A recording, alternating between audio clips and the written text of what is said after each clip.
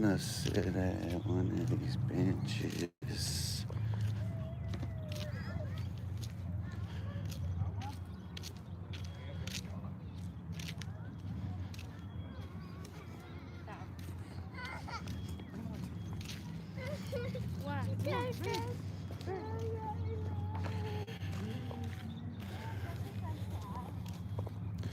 Let me give you a glimpse.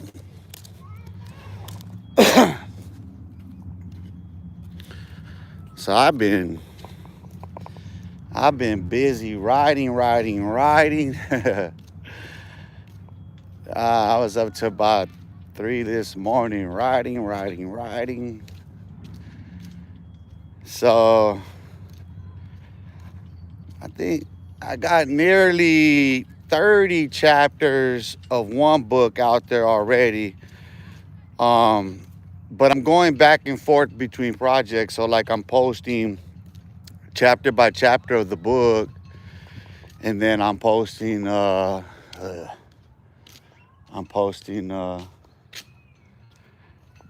I'll post chapter by chapter of another book. So I got like 3-4 different projects going at one time. And as soon as I get it written, I start running it. I start putting it out there so people can read it. So that's all I'm gonna do right now. Cause today's my brother's birthday. I forget how old he is. He'll be 56. I think he'd be 56, 55, 56. Wait, yeah, 56. He was born in 70. I get mixed up. It's that thing. It's about my birthday, so. But yeah, kind of woke up. I said I'm gonna go to the park. Kind of had my brother. My brother's on my mind every day, though. I think about my brother all the time. But so I'm gonna go chill over here on the bench and chill back and see what's. It's a beautiful day. It's warmer than it should be, but I said I'm gonna come head out for a little while and sit out here with my sketch pad. I brought my disc so I could play disc golf too. I figured I'd come out here, sit, go live, read a little bit, whatever, you know what I mean, teach a little bit, because that's what I want to do. I want to speak on some things. Actually, I want to enlighten people to a lot of things, a lot of conflicts, a lot of controversies, a lot of wars that have been waged over the concealment of the truth, right? The true identity of human beings, right? So we're going to talk about the origins of humanity. We're gonna discuss the origins of humanity. I'm gonna sit on this bench because somebody left their dog shit right there. That's a cold piece. And then they stepped in it. Shitty motherfuckers. So yeah, we're gonna you see, because there's a conflicting story, right? The truth has been concealed by the origin story being a chosen people, right, who hold the oracles of God, and you know what I mean, like this divine providence and whatnot. Well, this isn't wholly true, because the scriptures that they hold are not complete in themselves. Because even in the Genesis text, there's Ethiopia, Libya, and there's Adam and Eve in the garden. There's no Egypt. There's no nothing else after that. There's just that. So, okay. The question always is how do we just come from two human beings? We don't come from two human beings. This is the story that those chosen people have omitted. They've whitewashed history to put themselves in a divine order in order to ascend as they have. But here's the thing. The Tanakh, the prophets, their own prophets attest to what they've done. They can't hide, they can't conceal their identities anymore. This is a fact, and this is what's going to be explained right here. Okay, so let's go back to that story. Now, when you understand that there's not just Adam and Eve there, that there's Libyans and Ethiopians. It's in the text. No one can deny that. Science and everything else confirms what I'm saying to be true. I've already published on it. It's already out there. So, okay. Now, let me give you the complete context to the story so you understand how we got here. Now, there's a complete story that everybody takes a piece of the story because it explains themselves, but it omits everything else. And here's where biases and bigotry and racism and all these divisions of mankind.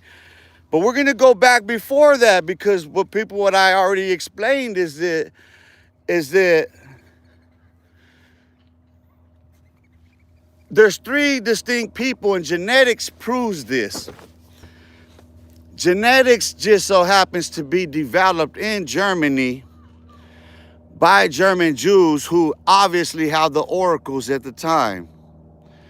Because in order to understand what they were searching for in genetics, pharmacology, psychiatry, and psychology all coincide with the world wars, why U.S. invaded Germany to steal those assets, which included those human beings, Oppenheimer, Jewish, Einstein, Jewish, all these, like Daniel, like Meshach, like a bad Negro, get the point? Like Joseph in Egypt, vital to their assets as human beings to the community, to every society and every civilization that would be built, starting at Babel. Here's the confusion. Here's the confounding of the languages, and here's where they stole the truth. And they lied. They concealed it. Okay, the migration patterns are predicated upon the rivers running through that landscape. Those three tribes of human beings, three distinct tribes of human beings. Vicky Goggins, what it do, Vicky? Those three distinct tribes wandered along those riverbanks and landed in Babel. They all spoke one fucking language, a Semitic language, one single fucking language. The rest of that shit comes way, way, way, way, way, way after the fact. See, the timeline matters. How you put all of these pieces together matters to the completion of the story and who holds the keys to it. You see, because any pastor, preacher, teacher can go anywhere and tell you anything that you want to hear. And so long as they're convincing enough to you, you'll follow them there and give them money. Except to the truth, because they themselves have sought false teachers, because they too sought what they wanted to know. But it's just pieces of puzzles, and here all they do is throw out feelings, because there's no spirit.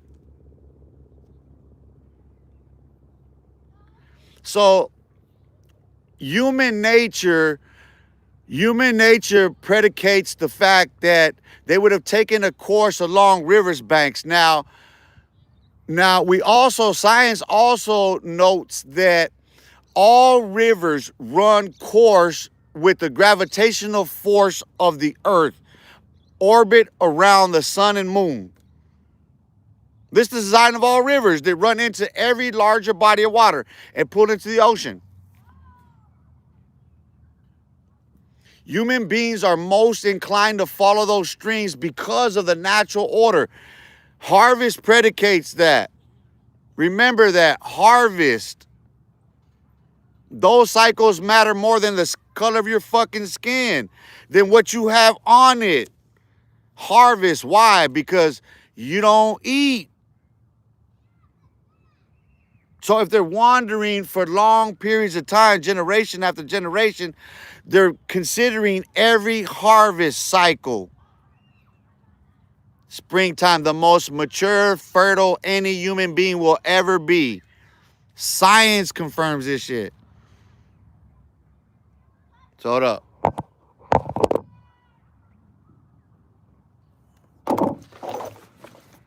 I try to touch that my phone up. There we go.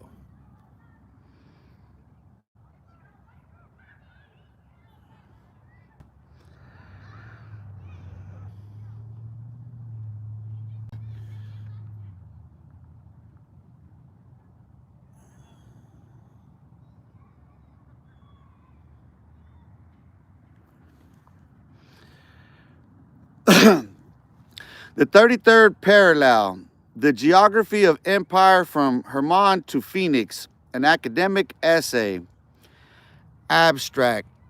This essay argues that the 33rd parallel north, understood as a corridor between roughly 30-degree and 35-degree latitude, functions as a recurring infrastructure of empire rather than a numerical curiosity. The band intersects arid and semi-arid climates shaped by the descending branch of the Halley circulation, creating ecological thresholds where deserts meet river valleys and coastal basins. These thresholds have repeatedly hosted dense concentrations of political power, religious imagination, and technological experimentation. From the scriptural landscapes of Mount Hermon to the Levant, through Mesopotamia, imperial centers, the modern sites such as Los Alamos and Phoenix, drawing on physical geography, climatology, religious studies, and 20th century military history, the essay contends that the 33rd parallel is best understood as an empire corridor, a zone where environmental constraints, strategic opportunity, and sacralized narrative interact to structure patterns of domination and resistance across millennia. Introduction.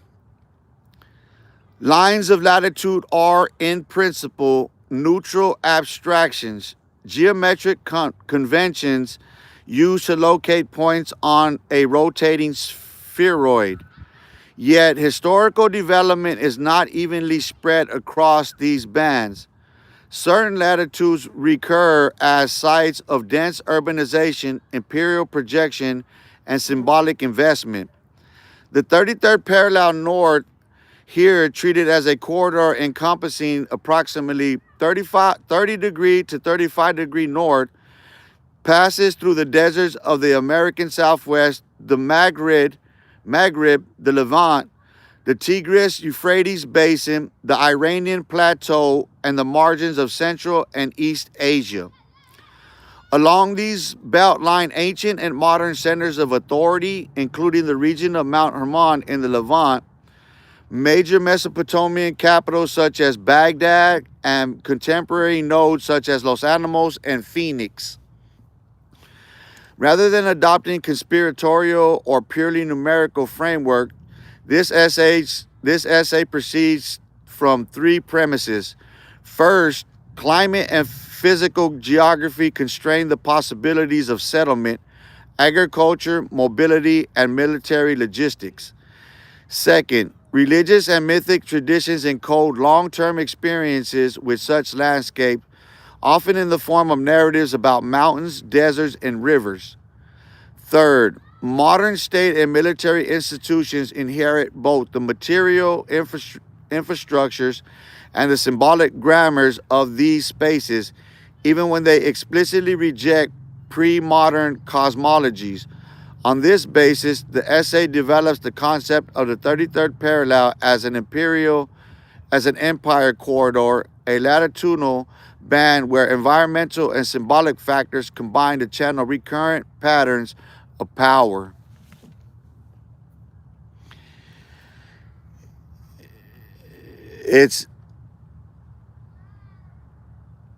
You have to be at these places to understand the enlightenment that you get being here.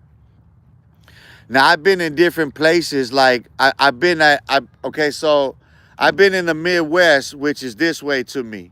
So I'm looking at the mountain there, and it's this way to me, right?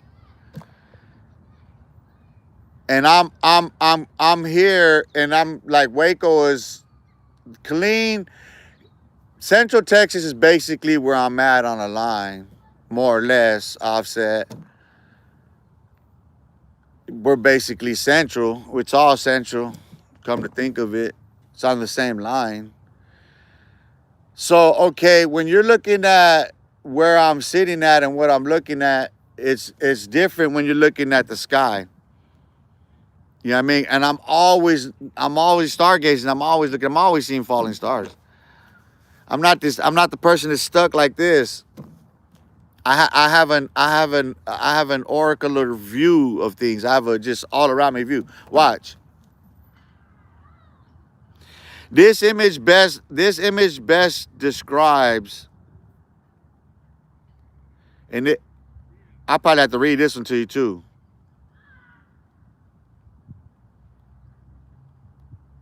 Let me show you this first.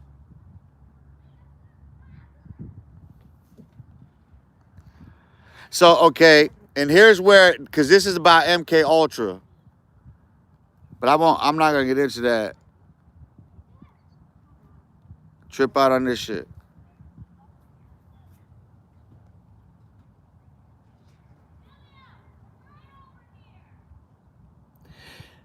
You have to zoom in on the image to really get it. So like, okay, these images are being produced from, hold on. What about the flood that wiped out over 200 lives and they didn't see him? What do you mean 200 lives? What flood?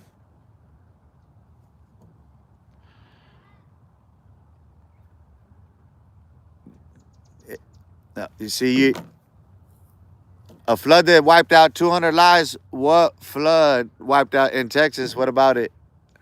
They seen it coming. It's stupid Texas. What are you talking about? It's a Republican state. They're backwards. They're backwards, headed to the backwoods. They're trying to get everybody back there with us. It's Texas. Listen, every Republican state, every conservative state, every Christian, all these bigots, they're blind. They're backwards. So that's it. They seen it coming. What you do, listen, what you do with the forecast of weather is on you. Katrina, that right there, that was a tragedy. But they get notification. People choose to stay there. I ain't gonna live in Florida. You crazy? Why would I live in Florida? Why would I live off of any coast?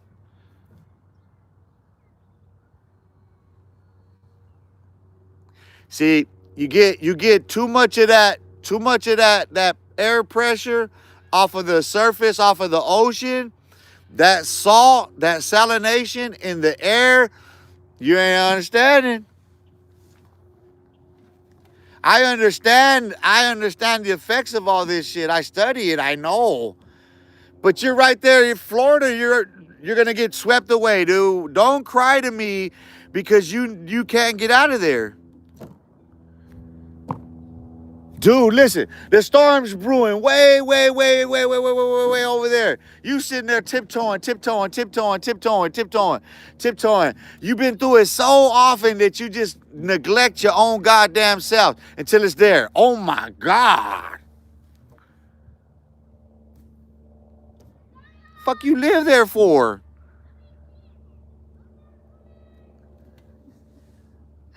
Cry me a river later, man. Ask the Seminole how they do it.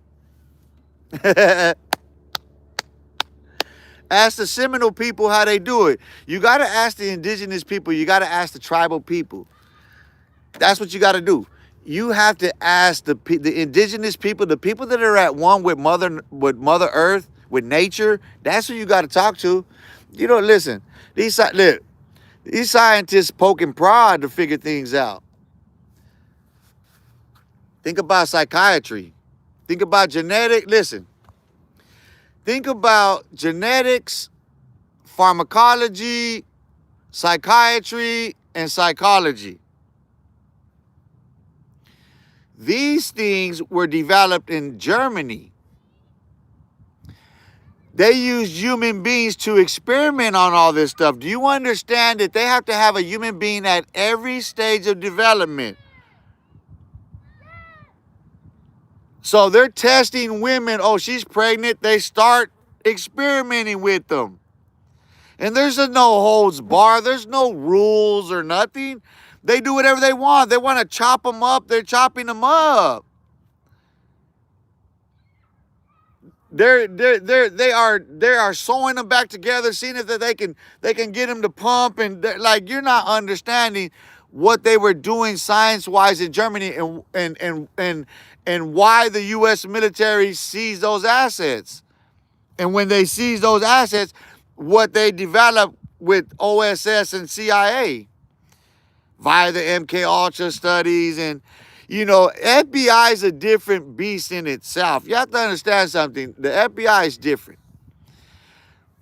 The COINTEL program and MK Ultra, they coalesce, they coincide, and the same government used the same military used it the same. But you have to understand something, that the motives of each are independent. They were often at conflict with one another in development. You know what I mean? Because it's spy versus spy everywhere in that world. So you gotta consider what is understood about those experiments and what was done. Because consider MK Ultra, they use them tontos in California. Them tontos in California admitted to, they're proud of it. Oh yeah, stupid, you're guinea pigs. And listen, California is a perfect example. That's the epitome. That's the pinnacle of the outcome right there. You have extreme opposites, right? Where you go Texas. Texas is an extreme opposite on one end, bigotry, racist, whatever. And California is the other end. And this is where, like, the test case studies of MK Ultra in those fields, you have no idea. That's why there's so many universities in Texas. Texas's role and California's role in all of it. Look it. You see how they got the black and the brown man in California. Like, that's the most concrete when it comes to proof of influence or impact of the MK Ultra and COINTEL program. How it all coalesced. They can't even break the chains of that slavery. Listen, they will never break that, because it's their image. They're nothing without that image. Whether they're it or not, it don't matter. They got to have their caps. They got to let you know they're from there, and this and that, no matter their age or whatever. Always the same, dog. Appreciate that, kid. Appreciate the love. I was stuck because I had a heart attack, buddy, and I was on the first flight out, and yeah, that sucks. Michael Montenegro was good, brother, man. What it do? What's cracking? Young Crack Rock, MK Ultra is fun. Yeah, Young Crack Rock. it would sound fun to a crackhead, wouldn't it? You see, this is the black and brown community on full display right here. They're going to come out and they're going to show. Why do you think they call you out of your name the way that they do? I exclude myself from things. I'm independent from all that. But think about it. If you want to be known for that, if you want to be known as that, then that's what you are, right? Don't get mad when they mock you. Don't get mad when the white girl wants to be black. Don't do that, dude. When she swears up and down she's black and they NAACP her and all that, don't cry to me. Don't do it, dude. No. You know what I'm saying? Don't when the Armenians and the Iranians want to be Chicanians and all that, Mesopotamians, and it's a Mesopotamian of shits. For giggles and stuff, you know what I mean? Like, it's just skits and giggles, like, and you see what it is, create, like, young crackhead already? Damn, dog, where was your daddy at? Crackhead, where was mom at? Crackhead, what? Young crackhead, what you on, folk? What you on, folk? Ignorance is bliss, isn't it? Hey, tell the truth, ignorance is bliss, huh?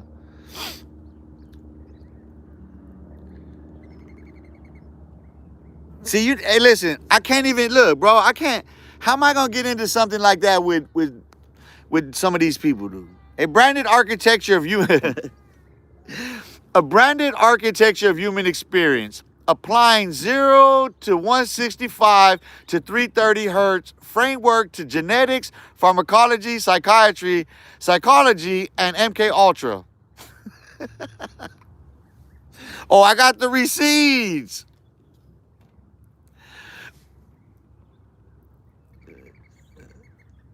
Hey, Vicky. Oh, it doesn't bother as long as. That's all that matters, huh?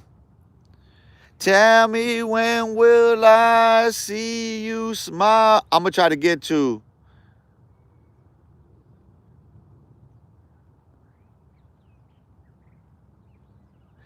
Introduction. Contemporary scientific and historical accounts often treat genetics, pharmacology, psychiatry, psychology, and covert behavior research, such as the CIA's MK Ultra program, as distinct fields with separate methodologies and objectives. Yet, at a more abstract level, all of these domains are engaged with the same object, the human being as a layered, rhythmic, and modifiable system. This essay proposes a theoretical framework in which human experience is modeled as a banded architecture that can be heuristically mapped onto a tripartite frequency structure. You know, like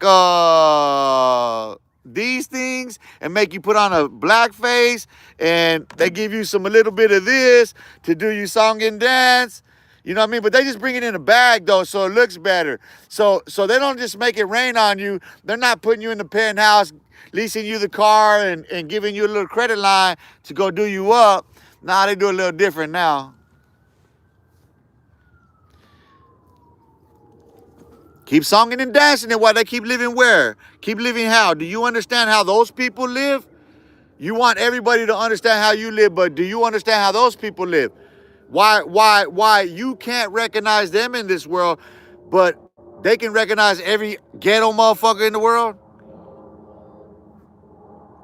Crackheads make me sick, especially young crackheads. You see these kids in high school, listen, you see these kids, our children in high school, smoking dope, popping pills, drinking lean, smoking weed. Why? Because their favorite rap artist is doing the same shit. Why? Because his daddy did it too. His daddy's my generation. Motherfuckers need to start giving account of this now, dude. Listen, don't believe none of those bozos from California do with their gang stuff no more, dude. Listen, these California gangs are bozos. Gangs are bozos. Gangs are fucking childish. Like, come on, man. Grow up, grown men. You know what I mean? Like, you're proud because you can wear a particular cap that sells you from a fucking torn down, run down neighborhood full of pedophiles, rapists, murderers, drug dealers, fucking burglars, kidnappers. And then you're fucking kinfolk and you're celebrating this shit because the white man, Adam 12, will give your ass some crumbs, huh? And keep your ass begging in the fashion that they do, huh? It's your truth. Tell it. But it ain't the truth, is it? That shit be getting on my nerves. Like, that shit really, really gets on my nerves because these motherfuckers strive for nothing more in life. They don't strive for anything better in life but that same stupid ass shit. You don't realize that these white motherfuckers got you painting your fucking faces because it was too expensive to paint their faces to do it? To mock you motherfuckers? You ain't doing nothing but making a mockery of your own misery. And they're paying you motherfuckers to do it. You're purchasing all of this shit to show your asses like how? Come on, man. California wants all of the credit for all of this gang. You want all of the smoke, huh? Choke on it now.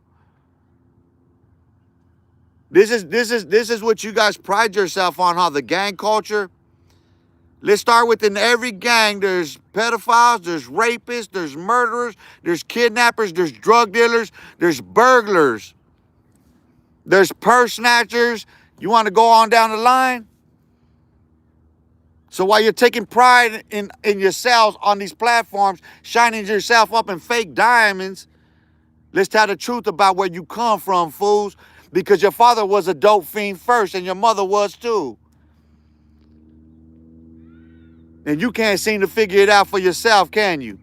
You can't seem to think that if you don't ever take this damn clothes off, you ain't gonna stop thinking the same way. If you keep putting on the same caps and looking at yourself the same way in the same frame, you ain't gonna stop seeing yourself the same way. Are you stupid? Now keep in mind, today is Shabbat. Today is Sabbath, the Holy Shabbat. And this is what brings me out here. Shabbat, Sabbath. This is my day of rest. This recovery. This is restoration for me. This is atonement. This is allotment. This is provision. This is justice. This is divine. This is God in this order.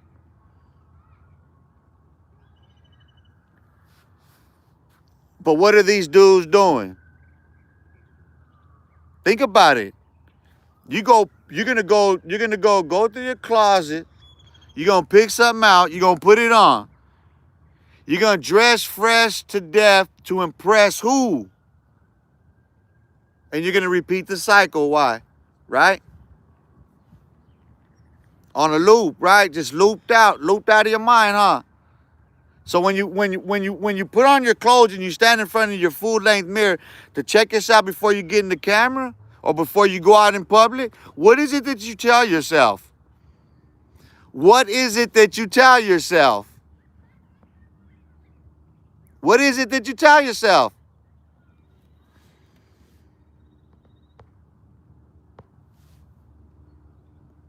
You see, you can tell that was, listen, I just caught somebody from running off at the mouth from California, the N-word. I've said this time and time again. I'm going to say this again. The Chicanos from California are the weakest. You know why? That. They're in the closet. I say it at a park. If there's one going by, he take offense, he could deal with the consequences. You get that? I'm not in the luxury of your shelters over there, little boys. You little boys hide in closets. You're afraid to go outside. You live with your head on a swivel like a bobblehead. That's Californians for you. These motherfuckers can't think straight until they come out of here. You fucked up in the brain. Like, you listen, the Chicanos prove themselves to be the weakest on here with that bullshit, dude. You come on here and you show your pantyhose over what? Why don't any of you punks go outside and show something, man? Why don't you go flex on that? Go out there and put in some work. Why don't you go outside instead of being hideouts? Talking about gangs. Nobody's scared of you punks no more or your stories. I don't know how many times I got to repeat this to you fools, dude. Nobody respects your story no more. No, that's faded glory. Nobody cares. Colors, that shit was played out a long time ago, stupid. Nobody cares about the Listen, The hierarchy of all of it don't impress none of us no more, dude. The most cuckooiest of shit you could talk about, we don't care. That's some lame-ass, coward-ass shit. You fools can't stand up on your own. You gonna sit there and go need guns and gangs and bitch shit, motherfucker, to move? You need a uniform to go and code and shit? The fuck's wrong with you kids? There ain't no elders in that motherfucker. There ain't no grown-ass men, little boys running that motherfucker. And that means the men in California are pussies. That means the elders in California are pussies. That means the OGs in California are pussies. Fuck you talking about you can't take back your hood, you pussies? Fuck you on. Ain't nobody impressed outside of your little punk ass shit. If you can't go there and do nothing about it, bitch, shut up. Don't give me your racist ass punk ass shit. Because you ain't doing nothing but saying that about your goddamn self, stupid. You can't direct that at me. All you're saying about you is that you are the opposite of that, dummy. So when you're going to call that motherfucker that, or me that, understand that. That you become the extreme opposite of what you project. Puto. Now, how does that feel for you? I get great pleasure out of roasting California because everybody from here does. We've always put you punks in your place out here. Phoenix, Arizona has always put Los Angeles in their fucking place. Compton, all of it. You've always been put in your place in this motherfucker, homie. So when you're on my fucking channel in this place, in this space, know your place, motherfuckers. You're hiding out in your homes in California where your own homies can't get to you. Bitches, so shut the fuck up. You ain't live out in parks, flexing, flashing, showing shit. Or what? They ain't doing nothing, huh? Sit there and tell you, oh, it's scary out here. It's scary. They be putting in work. They shooting. Oh, in the house. You little house Negroes. Brown and black house Negroes of California. Every gang member in California is a house Negro. That's what you all are, you racist bastards. You're all black, brown, white, or whatever house Negroes. Scared to go outside. Because the little kids are running your neighborhoods. You scared of the little boys in your neighborhoods. Man.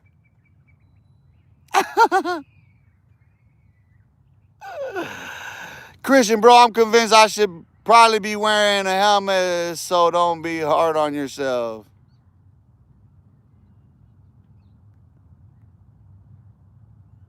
There's always an illogical distraction, right? There's always the devil in the detail. The devil is illogical. It's a distraction. It distracts from, right? So like it's just a word salad of nothing. But it doesn't negate the fact that cowards run in packs. And listen, cowards run in fucking packs, dude. Do they not?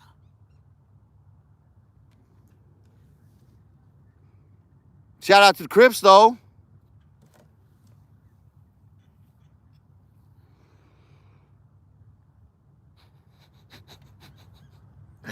This shit is so, hey, Vicky, this shit is so comical, man.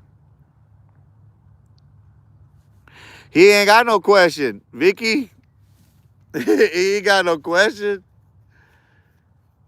That's just another California coochie hole leaking on my platform. That's just another coochie California, you know what I mean?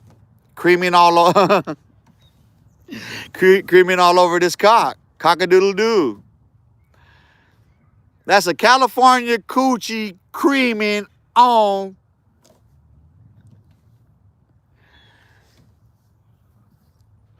You from Texas? Where you from in Texas?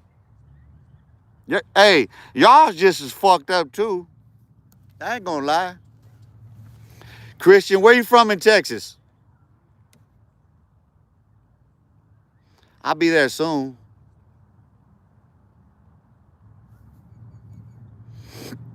You from Houston? Texas trolls. Yeah, Screwston's all chopped and screwed. You guys, listen, bro. That's another place that they really think they're tough. That's everywhere to me, though. Everywhere I've been, dog. Everywhere I've been, every time any motherfucker ever try to flex on me, they all got fucking like, man, get out of here.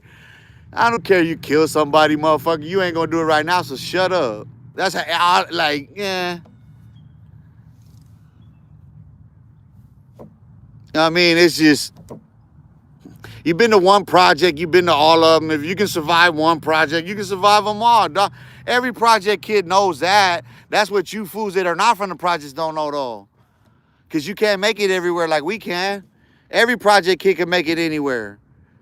I've been there. That's the worst area you're gonna be at is in the projects. The projects is the worst. It's always. It's by design. It's by governmental design. It's by military design to keep us oppressed, to keep us ignorant and shooting guns at each other instead of at them. They go hide out where they know them compressions ain't. That's why they in rural areas. That's why they be up in hills. That's why they off in culverts and shit. They off in cuts in cities that we don't see them at. They know where to hide at because they be planning all this shit. They be doing all these lines and grids and sending shit over.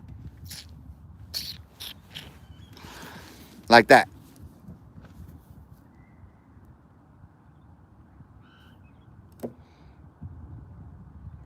That's Texas, though. That's one thing that I do love about Texas is the hospitality of Texas. It's scary. It's fucking scary, dog. Like, I'm not used to how like they're really respectful. Like, for real, it's real shit. Like, but it's the same out here because we always say that. We always say that. Like with these fools from California, dog. They come out here, it's all love. It's just these fools that with the gang bullshit that are out there hiding. But otherwise, like, it's all love, fool. You're out of pocket out here, fool. We understand that. Ain't nobody trying to apply pressure knowing you're out of bounds. That's the kind of cowardice shit you fools do. Nah, homies out here show love. Everybody that's ever migrated out here, everybody knows that.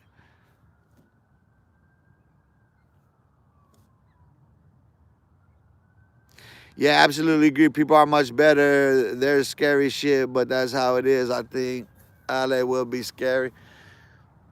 It's a whole bunch of people compressed like this. Look, just to prove how scary they are, like scary, cowardice, pussies. Check the Justice Department statistic. Check statistics on violent crime in Los Angeles. Look at where Los Angeles ranks in violent crime. The second largest city in the United States. Look it up.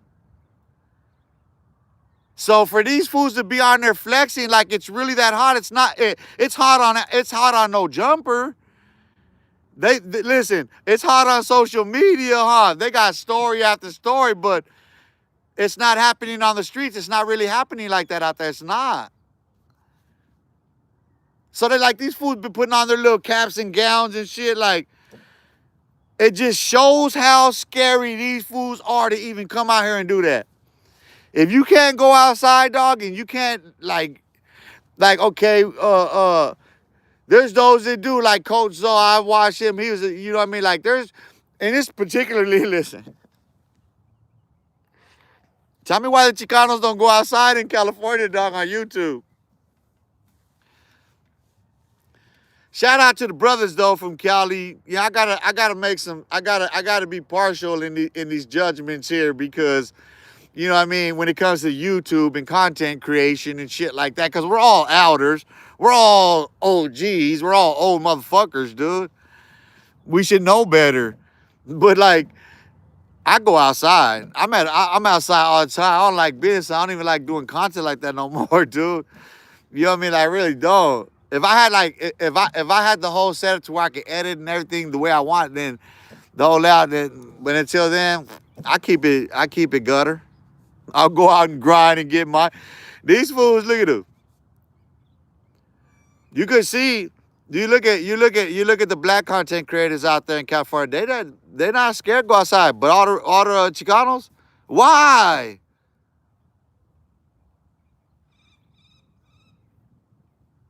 The Mexican mafia make you fools scared. Huh?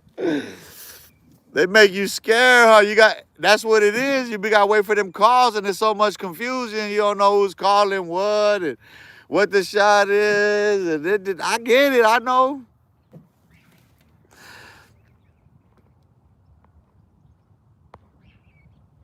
Vicky Goggins only in your dreams, boy, and you should respect. You get respect, but I'm damn good at it. That's real shit. You know, respect is a given. Here's the thing. If I'm out here, like, even with the dude that said something the other day, like, okay, somebody wants to tell me to be mindful of something. That's proper. I don't have a problem with that. But motherfucker, you better be mindful of where we are. You know what I mean? You better be mindful of who we are as well.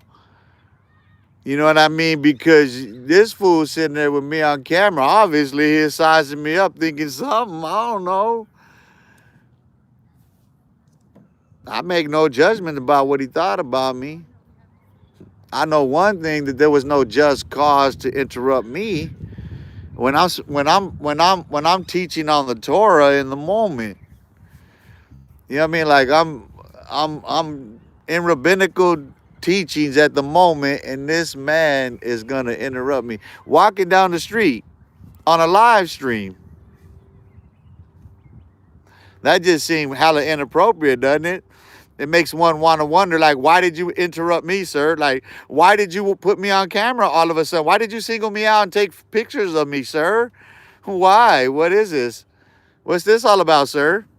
I mean, that could have been the proper way I went about it, right? But no, I'm from the projects, homie. Addison Elementary, dog. I didn't go to the synagogues and stuff. I didn't do the. I got mine the hard way. School of Hard Knock Life, homie. I learned the scriptures from the ground, from the gravel, from the concrete. You know what I'm saying? Where scribes tagged that up in markers and spray paint, and they grinded it out with nails and stuff on walls. You know what I mean? I come from them peoples. Not them tricksters in drag. That's what I call them. That's a little trickster in drag right there, pretending to be. Pretending to be law enforcement to me, because he was trying to enforce a law that didn't exist when he said, hey, sir, don't be talking like that. Like what? Like, I know the Torah or what? Like, I know the Torah, like the law and the prophets. I know the scripture. Like, I know the Bible. I know the Quran. Stop talking like what? Oh, it's how I sound? You want me to speak in Hebrew? That ain't gonna change nothing anyway, because my accent's gonna make him. Oh, he's one of them. Yeah, well, what am I, Levite? You know what I mean? You know what I mean? What, tribe of Judah? Which one I belong to? Which one do you belong to, Jew? But listen, it ain't no hatred for the Jew. It ain't no hatred. I don't hate nobody, dude. I don't hate no man. It's those pretensions I can't stand.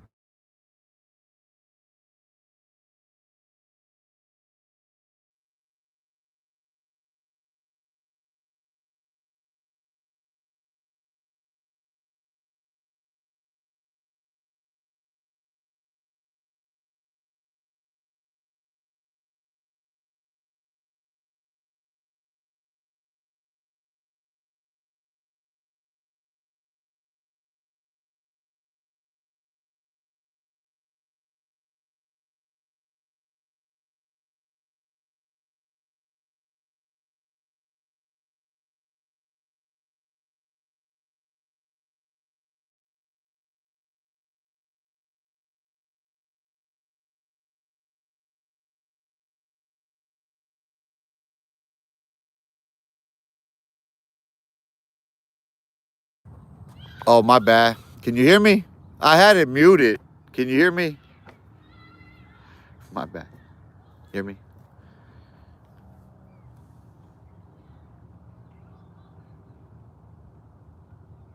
Look at that image, man. Isn't that beautiful? Tell me, isn't that beautiful?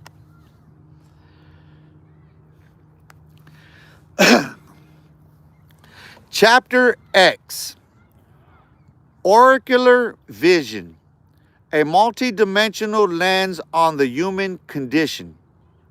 1. Introduction. Seen from the inside out, every culture has wrestled with the question, how do we truly see the human being?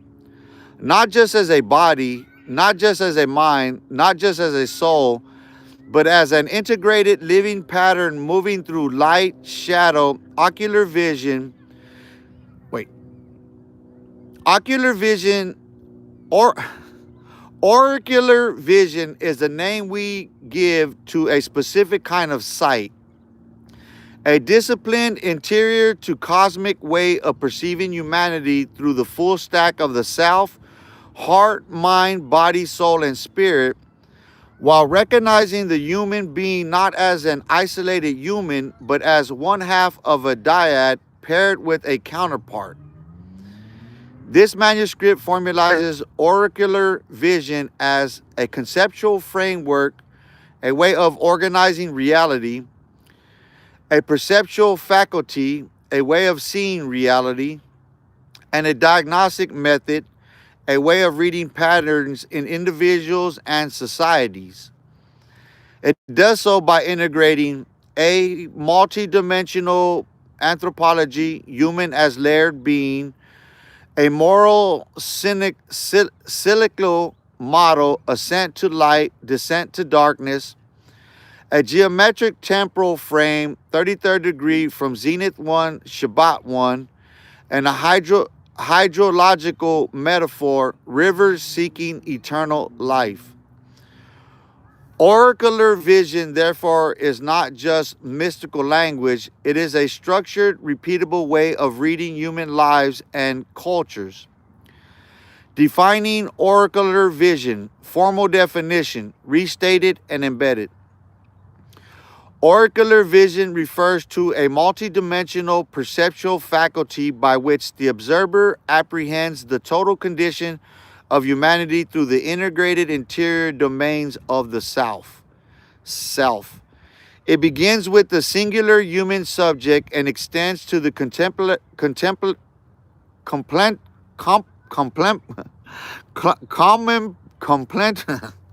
I guess it's a fucking word. Human counterpart encompassing the I don't know why I got stuck on that word. This faculty perceives human experience as a cyclical ascent toward light, justice, and equality, and a corresponding descent into darkness, despair, and accumulated burden. These cycles are not arbitrary, but follow a defined geometric and temporal orientation, modeled at a 33rd degree vector from Zenith 1, Shabbat 1 as the primary referential axis. Within this framework, human life is... You understand? So, let me give you this is it. Okay, so this image is, that's what it is, right? That's what that vision is. The all-seeing eye.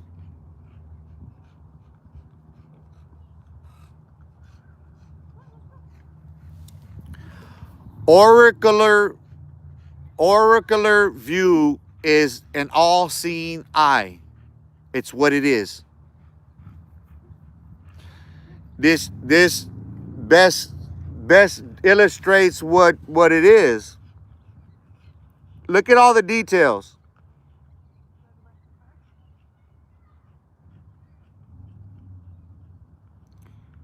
To be able to have a full sense of, in all sense, in every reality, physical, mental, emotional, in every state of being, to be able to perceive the world around you in all dimensions, and to see it unfolding from creation to your own standing point, inside out.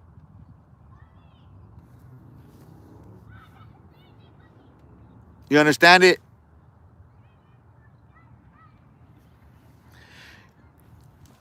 So like people come on here, they play their little games, right? I'm able to identify them easily, and I know it's them based on this perception of reality all around me. Yet they'll continue to do it. They'll continue to do it. They'll continue. And you know what? I've experienced this my entire life. I literally have experienced this my entire life. I'm following you, and if you look on the back of money, I don't know what the bills it's on, but it's a triangle with it's a pyramid. Let me see if I got some on here.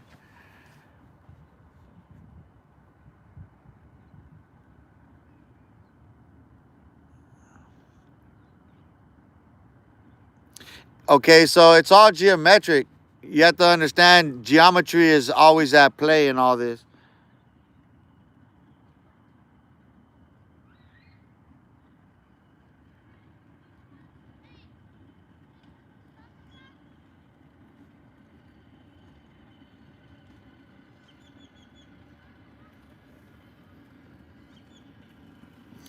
If you're not on my Facebook, man, you got to tap in on there. If you like to read, you're interested in stuff like this, go check it out, man. Go on there and check it out. Like, you can read this stuff for yourself. I'm just coming on there reading a little bit, so you know what I mean, give you so you can see. But from Eden to Babylon to New Jerusalem, scripture, science, and history as a single narrative field. The central claim of this study is that the Bible, read from Genesis to Revelation, offers not a collection of disconnected religious stories, but a coherent narrative of human origins, dispersal, empire building, and final accountability that can be meaningfully correlated with what we know from archaeology, anthropology, linguistics, and genetics. The goal is not to prove the Bible with science, nor to dissolve scripture into myth, but to show that biblical theology, human history, empirical investigation describe the same human failure moving through different registers, prophetic, historical, and material. At its core, the thesis is simple. One humanity emerges, scatters, builds systems, and will be judged as a single moral organism. Genesis tells this in the language of Eden, Babel, covenant, and kingdoms. Science describes it in the language of population bottlenecks, migration routes, language, families, and state formation. Revelation describes its end stage as a totalizing beast system that fuses economics, power, and warship. These are different lenses on one reality. One origin, the unity of the human family. The biblical narrative begins with a radical unity. Humanity is created as a single family in Adam and Eve, Genesis 1-3, and reaffirmed after the flood and the three sons of Noah, Shem, Ham, and Japheth. The New Testament condenses this into a single anthropological claim. From one blood he made all nations of men to dwell on all the face of the earth. Contemporary genetics, while operating from different premises, makes a structurally similar claim. All modern humans share common ancestry. Genetic evidence points to a population history in which Homo sapiens emerged from an African homeland, then disperses into the Near East, Eurasia, Asia, the Americas, and Oceania. Linguistics observes a comparable pattern.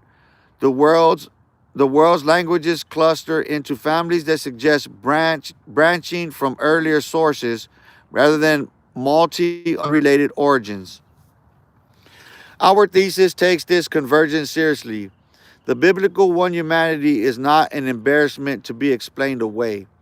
It is a theological articulation of a reality that science registers in its own way. Whether we speak in terms of Adam and Eve and the sons of Noah, or in the terms of common ancestry and divergence, the claim is the same at the structural level. There are no separate human species, no separate creations, only one extended family. This has consequences. It means that the peoples of the Nile, the Fertile Crescent, the Indus, the Yellow River, the Americas, the Pacific, and the Southwest deserts are not parallel creations but distant cousins, separated by time, environment, and culture, but not by origin.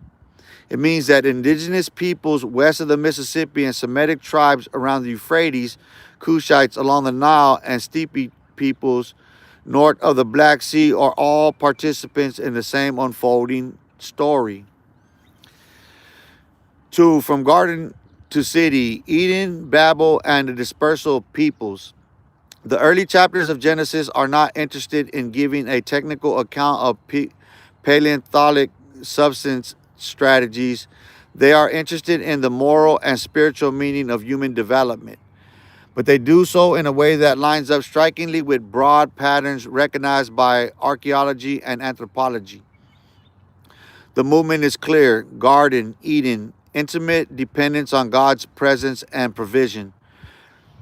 2. Field and city, Cain, then Babel, agriculture, settlement, technology, and the first named city, Genesis.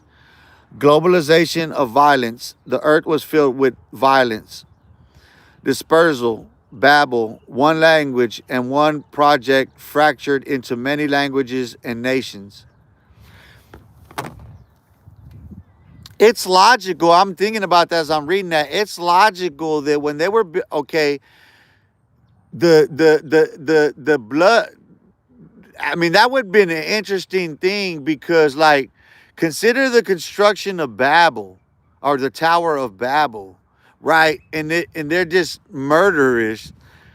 So, like, after the shedding of blood, Abel's blood, then mankind was just murderous and ravenous. So when they come together in one language and they unify to build the Tower of Babel, there had to be a peaceful unification, right? But it crumbles. So there's two possibilities in the thesis. Is there's one where it's still murderous, right? But then how can you construct this tower under conditions where they're killing each other, right? You would never be able to, like, if it's just bloodlust in that fashion as it would be described, then it's kind of inconceivable that that would be possible, but I mean, it's possible. But then on the other hand, there would have been a unification in principle of peace, right? We've reached this point where all come together and let's, you know what I'm saying? So then it crumbles and there's a dispersion and a confounding of the languages. So from those three original tribes, then you're talking whatever tribes would then form and as a result. So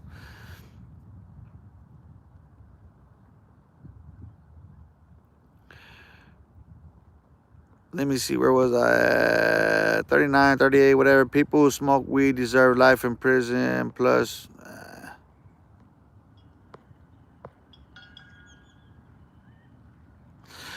People who feel that people deserve that in prison, they deserve a stone. All right, fair enough? Have we concluded that lesson in civil justice? Right, eye for an eye, right? So if you wanna imprison weed smokers for life, something that grows in nature, something every sage partook in, then a stone for you. For all of the sages, for every medicine man, a stone for you.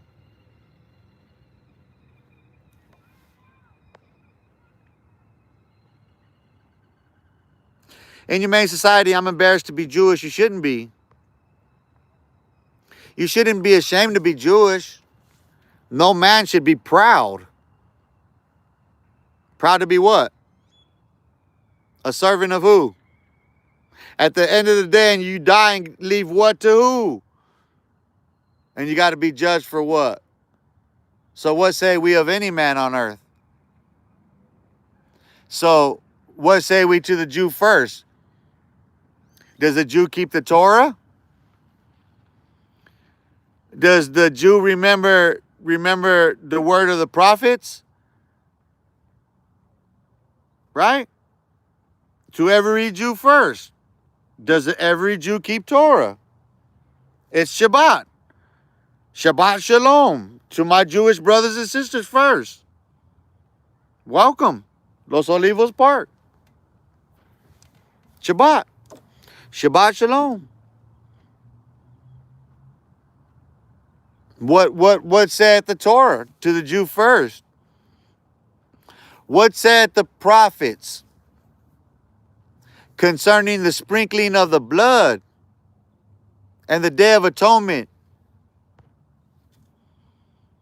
What say the prophets for the Day of Atonement, for the sprinkling of the blood?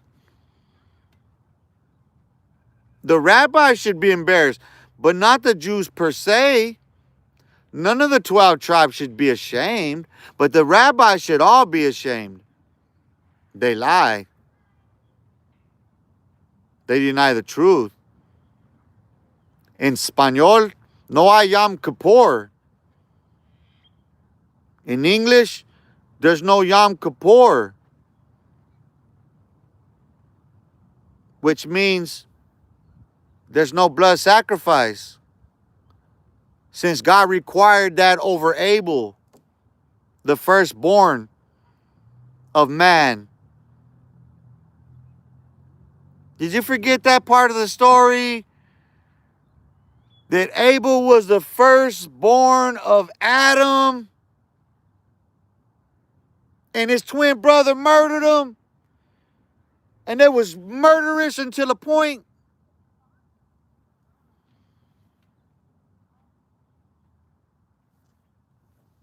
So what say we for the Jew first?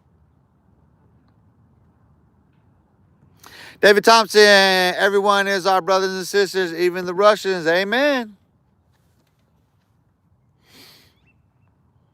You see, here's where Messiah comes into play. To the Jews first. Because what says the prophets concerning the coming of Messiah? No rabbi can change the reading of Tanakh. What saith the prophets concerning the coming of Messiah? What saith the prophets concerning the conditions of Messiah, the treatment of Messiah, the life and death of Messiah?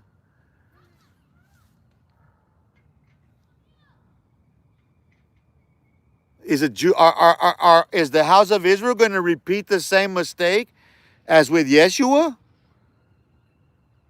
during the time when Emmanuel? Yes, Emmanuel. Remember, the temple was still present. God with us. The temple was still there. The daily sacrifice, the blood sacrifices, the atonement was still given until the destruction of the temple, which is what the prophet Daniel said, didn't he, would come.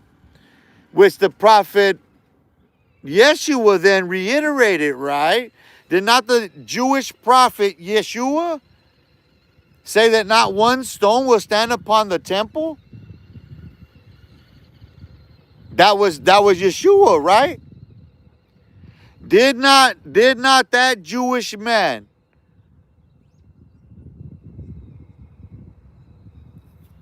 right? Born of that genealogy. What did he say? That generation shall not pass. That generation shall not pass until what? What did it say? Till the temple was destroyed. Matthew chapter 24 begins with them calling him to the, look at the temple, look at the temple. What does he say? This generation shall not pass, and you're going to see that gone. And he concludes by saying, when ye therefore shall see the abomination of desolation stand in the holy place, meaning the temple, if you're in Judea, flee. Because there was one Caesar to the next, the burning of Jerusalem to the destruction of the temple. And since then, there has been no more Yom Kippur. It's been under debate in every rabbinical order. The rabbis still debate Yom Kippur.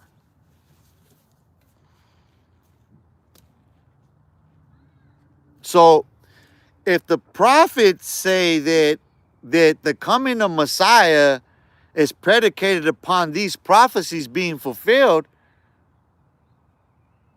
then it would happen again, right?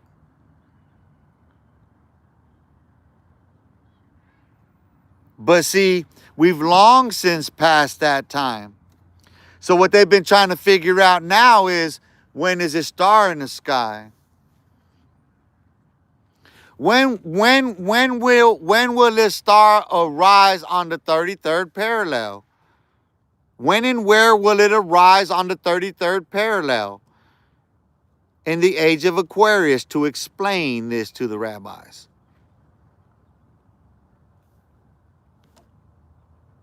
You see? You see the cross? Now let me explain the Prophet Muhammad. The Prophet Muhammad is a direct descendant of Ishmael, which is Abraham's firstborn son, who's Hebrew. Abraham is a Hebrew, not a Jew.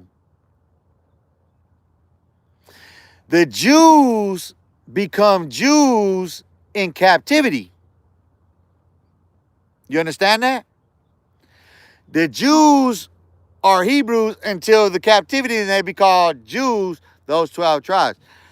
But the Hebrew people, those tribes still exist in the Prophet Muhammad. So what did Prophet Muhammad do, in fact?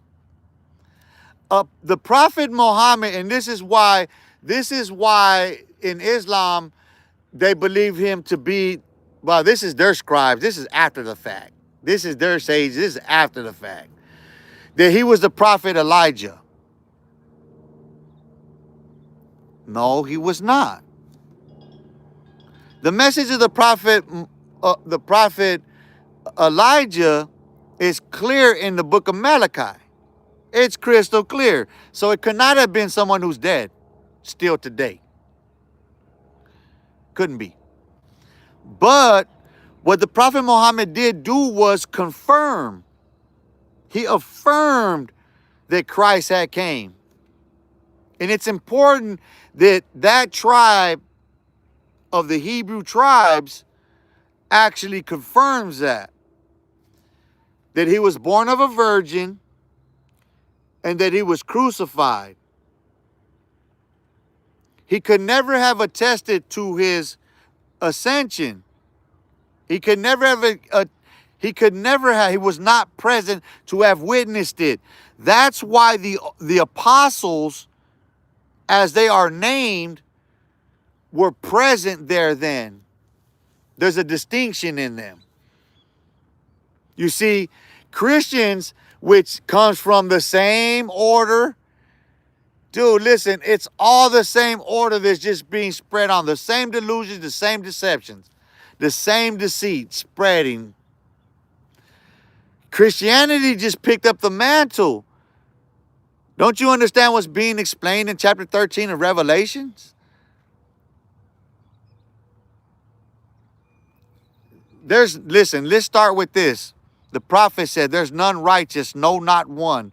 There's none that seeks after God, none. Let's start with that.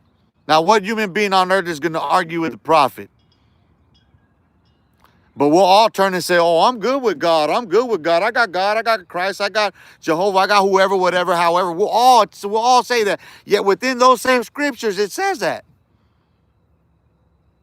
What are you going to give God for yourself?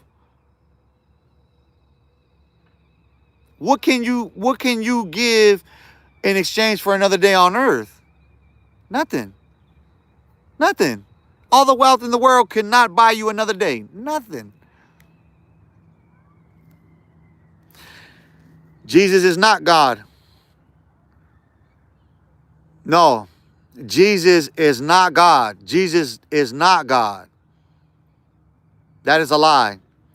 That is a lie that was spread, that started with the Catholic Church, and that is where the war between the Muslims and Christianity begins, right there with that lie. That Holy Trinity bullshit lie. He's not. People always say that. He is not.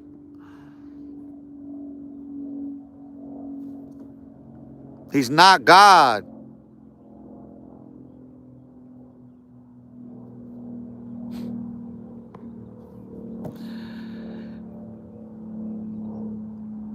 The Father, what do you mean the Father calls Jesus God?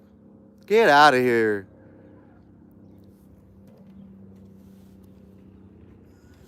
You're a Catholic. Get out of here. Antichrist. Get out of here with that. No, that's a lie. You don't even, the Father called Jesus God? That seems like a misplacement of an order, right? That's a whole misplacement of the order, dude. Man, get out of here. I don't even want to hear you, dude. Yeah, that's annoying. That's just ignorance, dude. You don't even know what you're talking about. You're rambling off. Dude, listen. This is pride for you. That's pride right there. This person really came on there, thought he was going to teach me something. That's why that got annoying fast. Like, dude, don't come on here with your little, get out of here, dude. Take your little wafers and your little crackers and your little unleavened bread and go somewhere with that bullshit until you can sow me them stones and the Ark of the Covenant and Aaron's rod still blossoming, still blooming. Fuck you. You're all fake. There is none righteous, no, not one. There is none that seeks after God, none. So you take yourself and whoever you believe that bullshit, go. The Father called Jesus God. Who told you that? Where did you? What Father? What God? Who Jesus? That's how ignorant that shit sounded, dude. What the fuck are you talking about? The Father called Jesus God. You got to be a really stupid person to even think some shit like that. Hold on. I'm going to call my son God. But there's a divine order? Where's the God? What the? You see how illogical? And see, this is where wars start. This is where people get persecuted. This is where hatred forms. Bigotry, bias, blind people like that. Making shit up. Let me just read on, dude. Let me just read on. I think we could get a lot further in this discussion. Because I do have the scripture right here. Like from Genesis. Let me go back and read it again for this ignorant motherfucker, dude. From Eden to Babylon to New Jerusalem, which means now.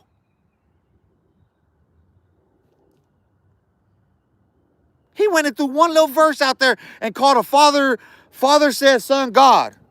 That's what he said. His whole debate, argument, thesis, his whole belief, faith, everything that. Father called son God. What the fuck is your faith? So Father who, when, where, God, how, what will, when? What scripture? A Hebrew what?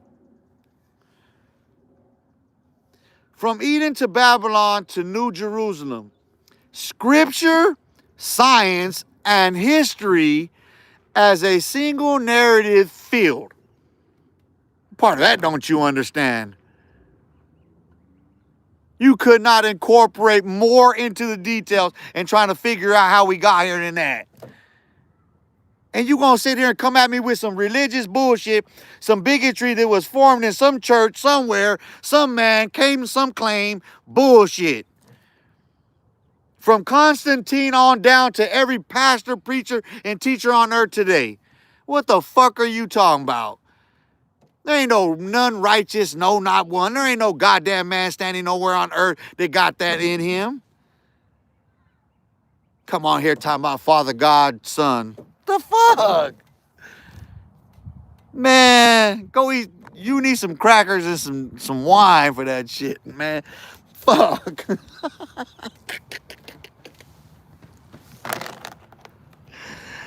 Oh my gosh, diggity darn it, dude. These people are something else.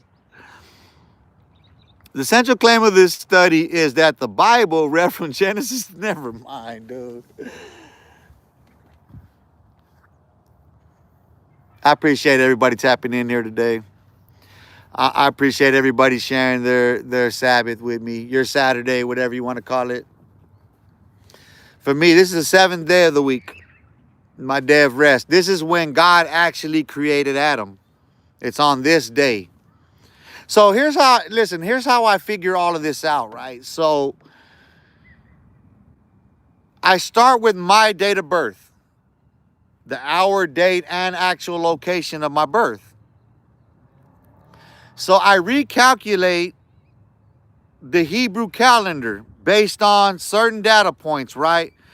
So I'm born sundown here, February 13th under the Gregorian calendar, but under the Hebrew calendar, I'm born February 14th because it's sundown there.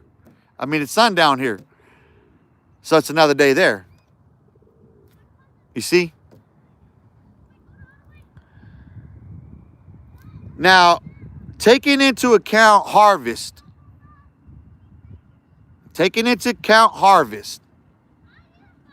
a natural cycle, and counting from Shabbat to Shabbat, going back, right?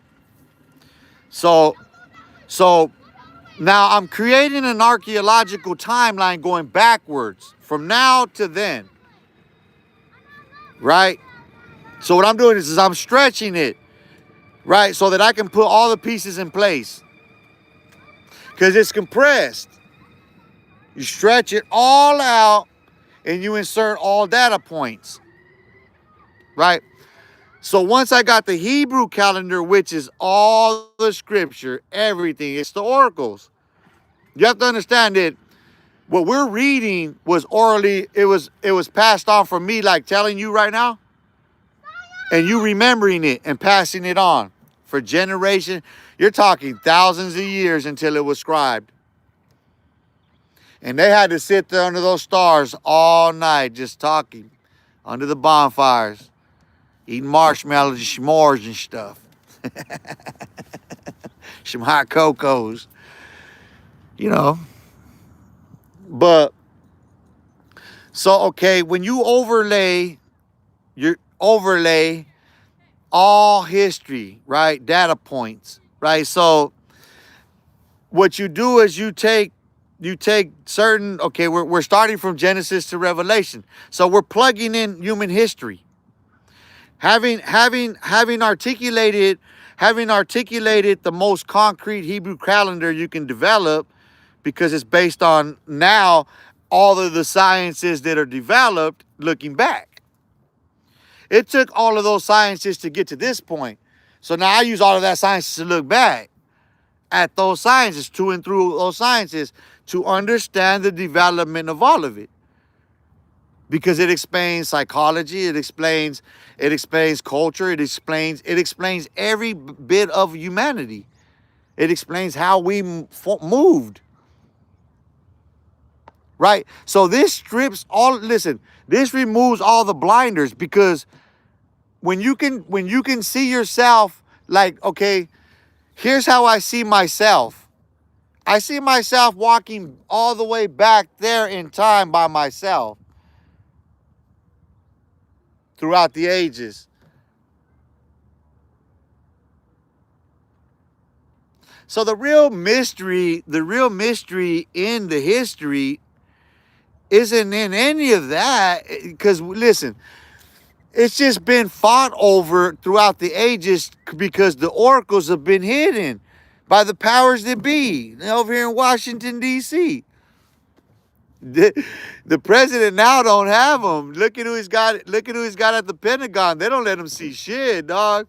The Pentagon has all that, but I explained everything they got. So they don't have no tactical advantage on none of us. None of them. They can't, listen. The wool's not over your eyes unless you allow it to be. Unless you still want to see that wool for what it is, whatever your identity is, that's the wool they pulled over your eyes. It is what it is. Vegan shipping labeled, shipping gone. Advertising, we had just talked about it before he came in. And then the bullies are just fun and serious at the same time, man. I will put down. Hey, it's all gravy. I should, let me see what else I got here. But if you're on Facebook, go check out my Facebook, Daniel Peanut Saiz.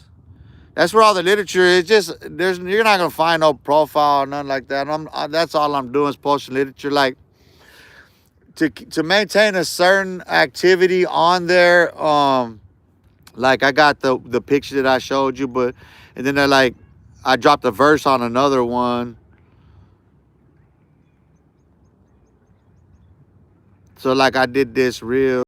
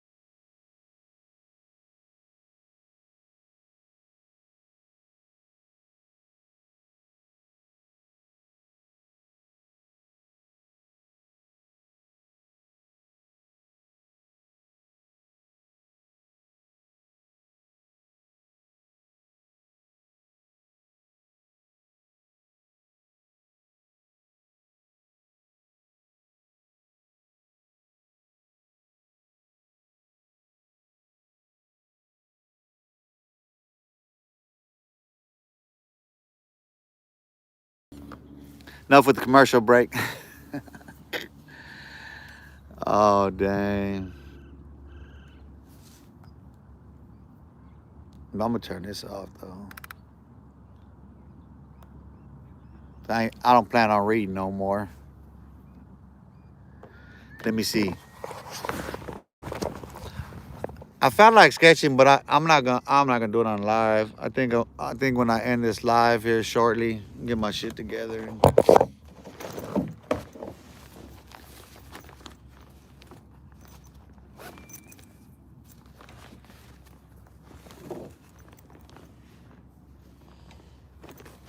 I'll walk till I find me a spot.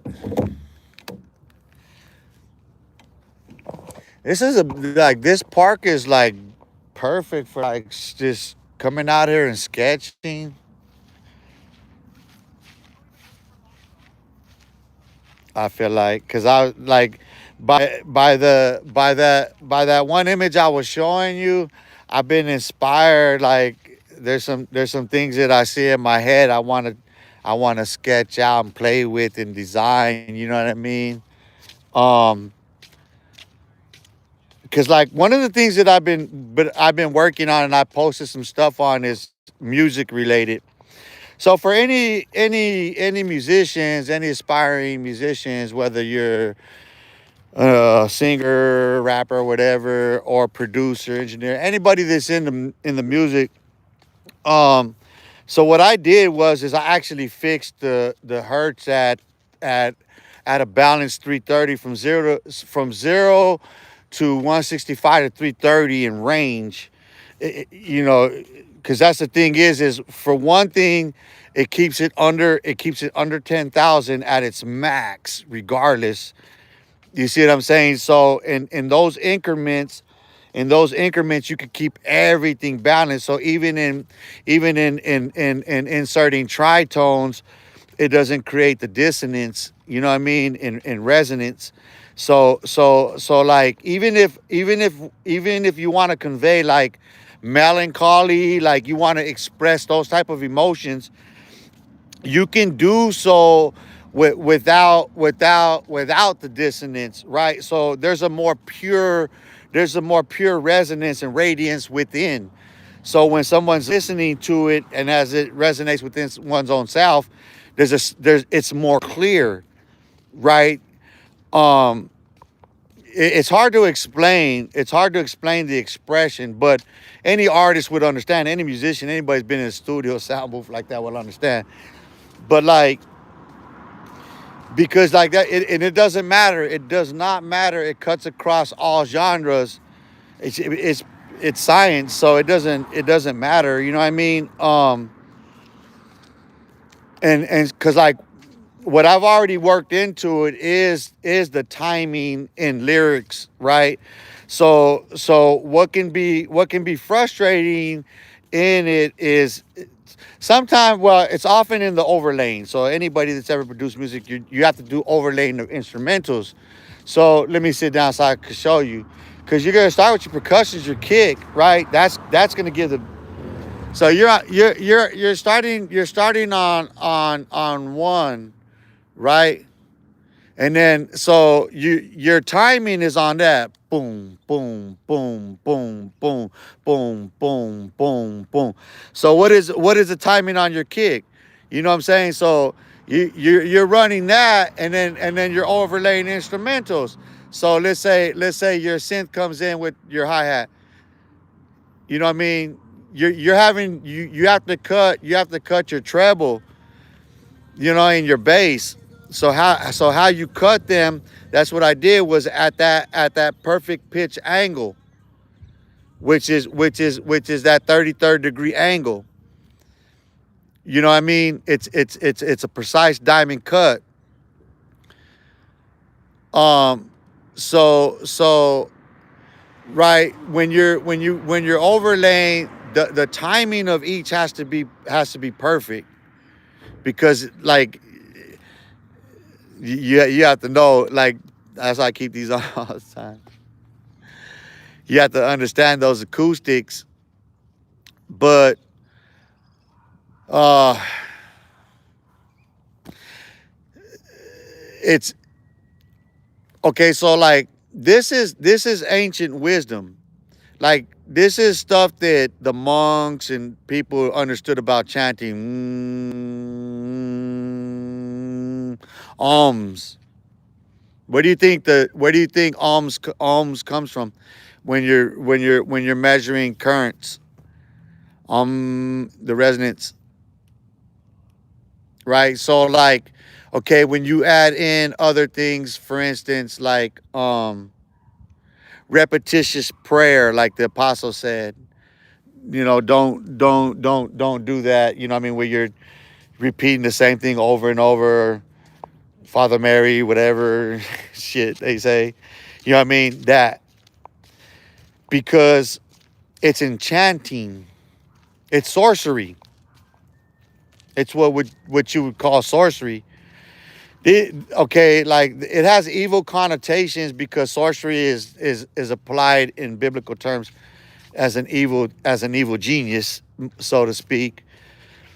But that's what it is. You know what I mean? So like it's that understanding of how sound waves and all that affects human emotions.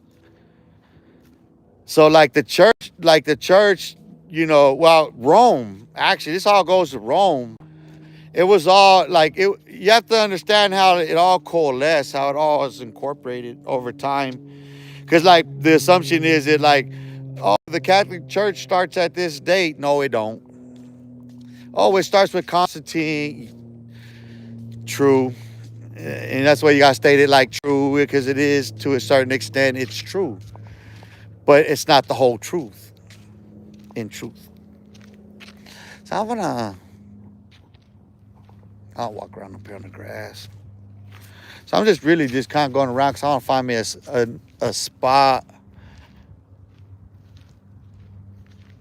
where I could sketch some lines, because I'm trying to find a particular angle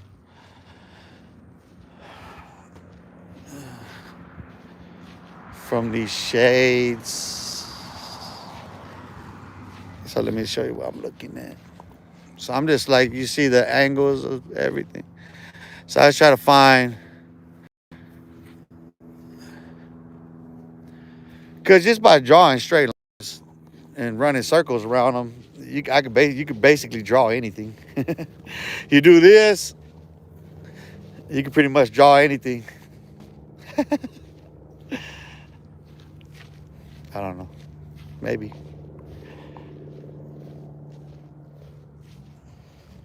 I just like, that's the thing about me, like just to contrast myself with other content creators. Like, this is how I spend my time. I spend my time doing stuff like this. These fools are spending time watching each other, watching each other to make content, to talk bad about each other and call each other haters. You guys are haters. They're all doing the same thing. That's just look. There's a stark contrast, right? I do things way different, but come out from among them, be ye separate. Big God, do you still love me, Danny? Oh no, he's going to get me drunk. No, I ain't gonna get you drunk. Look, I got my what you call thingies too. You wanna get drunk?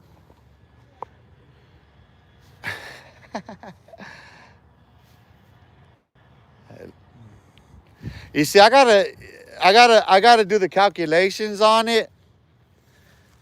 One of these days, I'm gonna do the calculations on it, and I'll be able to map it out perfect. But like, so like, by doing that by going around like that, I'd have to clock the right time. It had to be timed perfect to get the impression that I want, right? So like, because I could actually see that arc as I'm going around. I don't know if you can tell, but I can see the arc. I could actually see how the Earth is tilted from that ocular view, which it's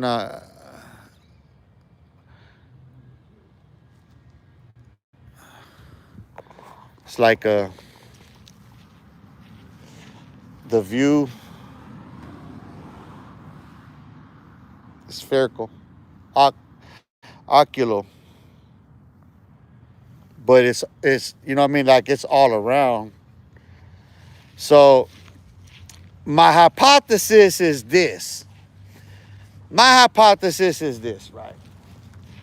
If I set two cameras laser fixed, right,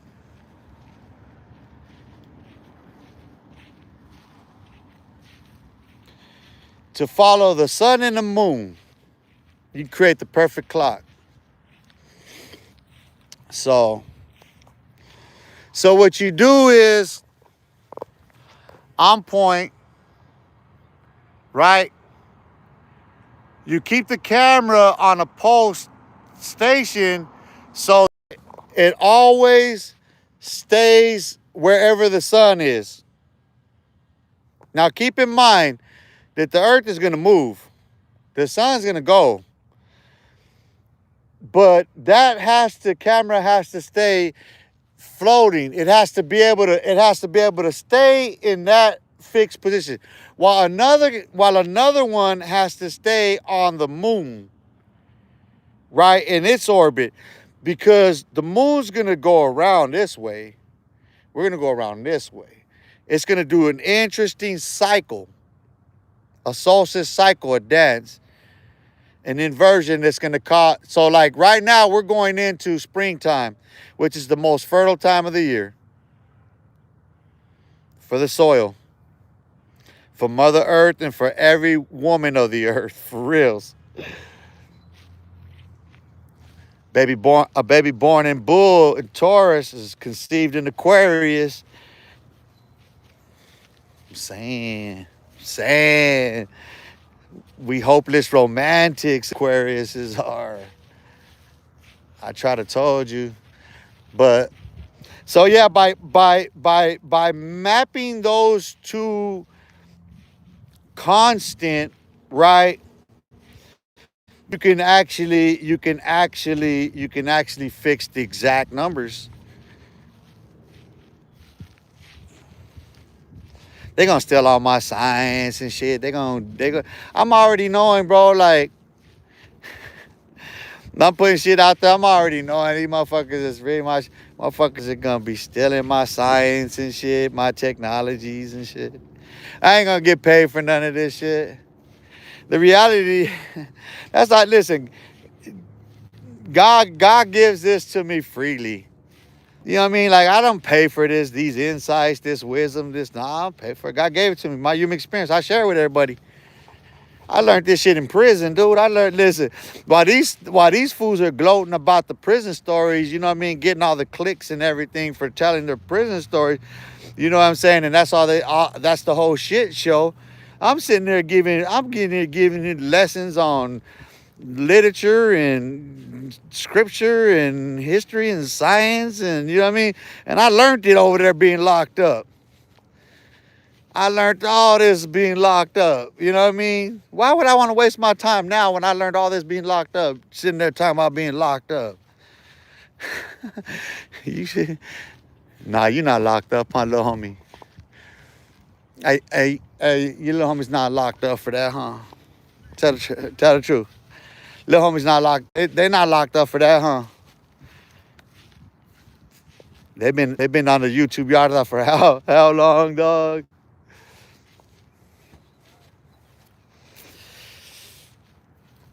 That's how you know you've been in a mental prison, and that's how you know you're JCat and you suffer from PTSD, because you literally subscribed yourself to being in a genre on YouTube as content creators, such as the prison genre. And you guys claim to be on the YouTube yard. The YouTube yard. You guys were acting as if you guys were llaveros. Like, you guys were really playing Clubhouse. You were really playing house on YouTube. Isn't that what that is? They're playing house, playing school, playing doctor type stuff, playing gangster. But I'm like, it's perplexing to me, honestly. I gotta honestly say, I'm just wandering around this park right now. There's just a whole bunch of people out here. But yeah, I was tired of sitting. So let's think about that. Let's give a psychoanalysis to these dudes, because they spent all these years in prison, right? And then they've been on YouTube for like 7 years, and that's all they do is talk about prison. Their time in prison. You know what I mean? Like, damn. Ain't you breathing out here some fresh air?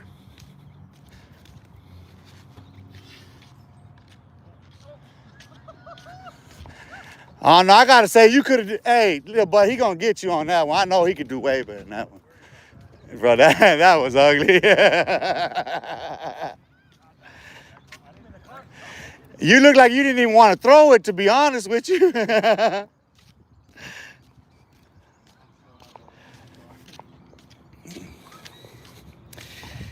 Yeah, bunch of weenies though. Ain't that what we call them, weenies? Didn't we call them weenies on here? Let's roast some weenies now. Let's spend the next 30 minutes roasting weenies again. Let's go back into weenie. Nah, I can't. The kids are out here. Gotta be. I gotta chill back, dude. It's too active. There's way too many kids out here today. And it's, it's Shabbat. It's their rest. I feel like sitting there preaching this. That's it. That starts to feeling like labor. Start to feeling like I'm laboring. You know what I mean? Instead of relaxing on my Shabbat. It's it's a labor of love in the Lord, to be honest with you. It really is.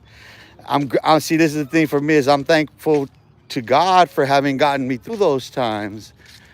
You see what I'm saying? Like, it was in those dire straits and in them constraints of confinement that I learned all that I did. You know what I mean? And I applied in real life.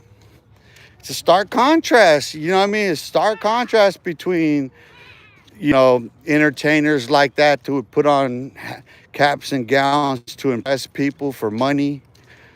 You know what I mean? Like, they're just actors. You know what I mean? They're just putting on a show performance for money, for pay. Hey, get your money. I ain't mad at you. But let's not otherwise, because that's the thing about all this tough guy talk with these fools and trying to act all cholo and gangsta and crip and blood and all. It's like, dog, it's a show. You're on YouTube. Like, you're talking too much about it. It's not that if you're doing that. It just can't be. It's not logical.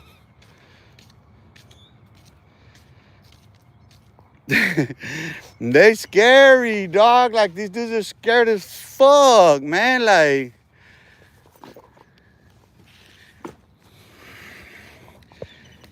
can't you go outside? That's my question, is can't you go outside? I gotta look you up on Facebook and let's talk on the chat. Hit me up. Yeah, Daniel Pina side. I do believe my link's on here. I do believe a link to my Facebook is on here. Yeah. We all have to ask ourselves, I say this all the time, we all have to ask ourselves, like, what do you want out of life? Like,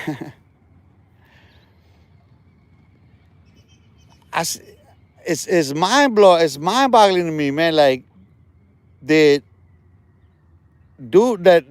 an individual can be stuck thinking about the same things day after day after day, right? Like, stuck in the rut. Like, it's like anybody at any fucking job going, whatever you pay to do this labor. But in the case of these dudes, these are men who've been in prison, had had brutal upbringings and brutal experiences, and it's a violent life.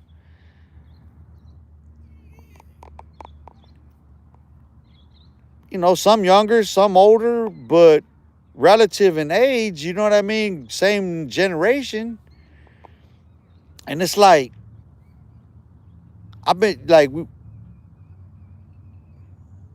7, 8 years. And like, the show goes on, right?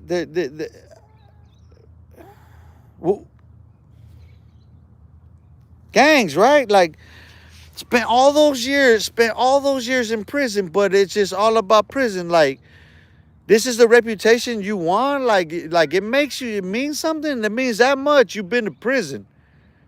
Never mind. Listen, I don't care where you've been to prison at. That's pride beyond measure right there, stupid. The yard you've been to don't matter. You were in prison. You threw your life away. Let's talk about that. Let's address that issue first and foremost, because people seem to continue to trivialize the fact that we throw our lives away in such a fashion, and we just neglect that. You know what I mean? Like in the afterthought.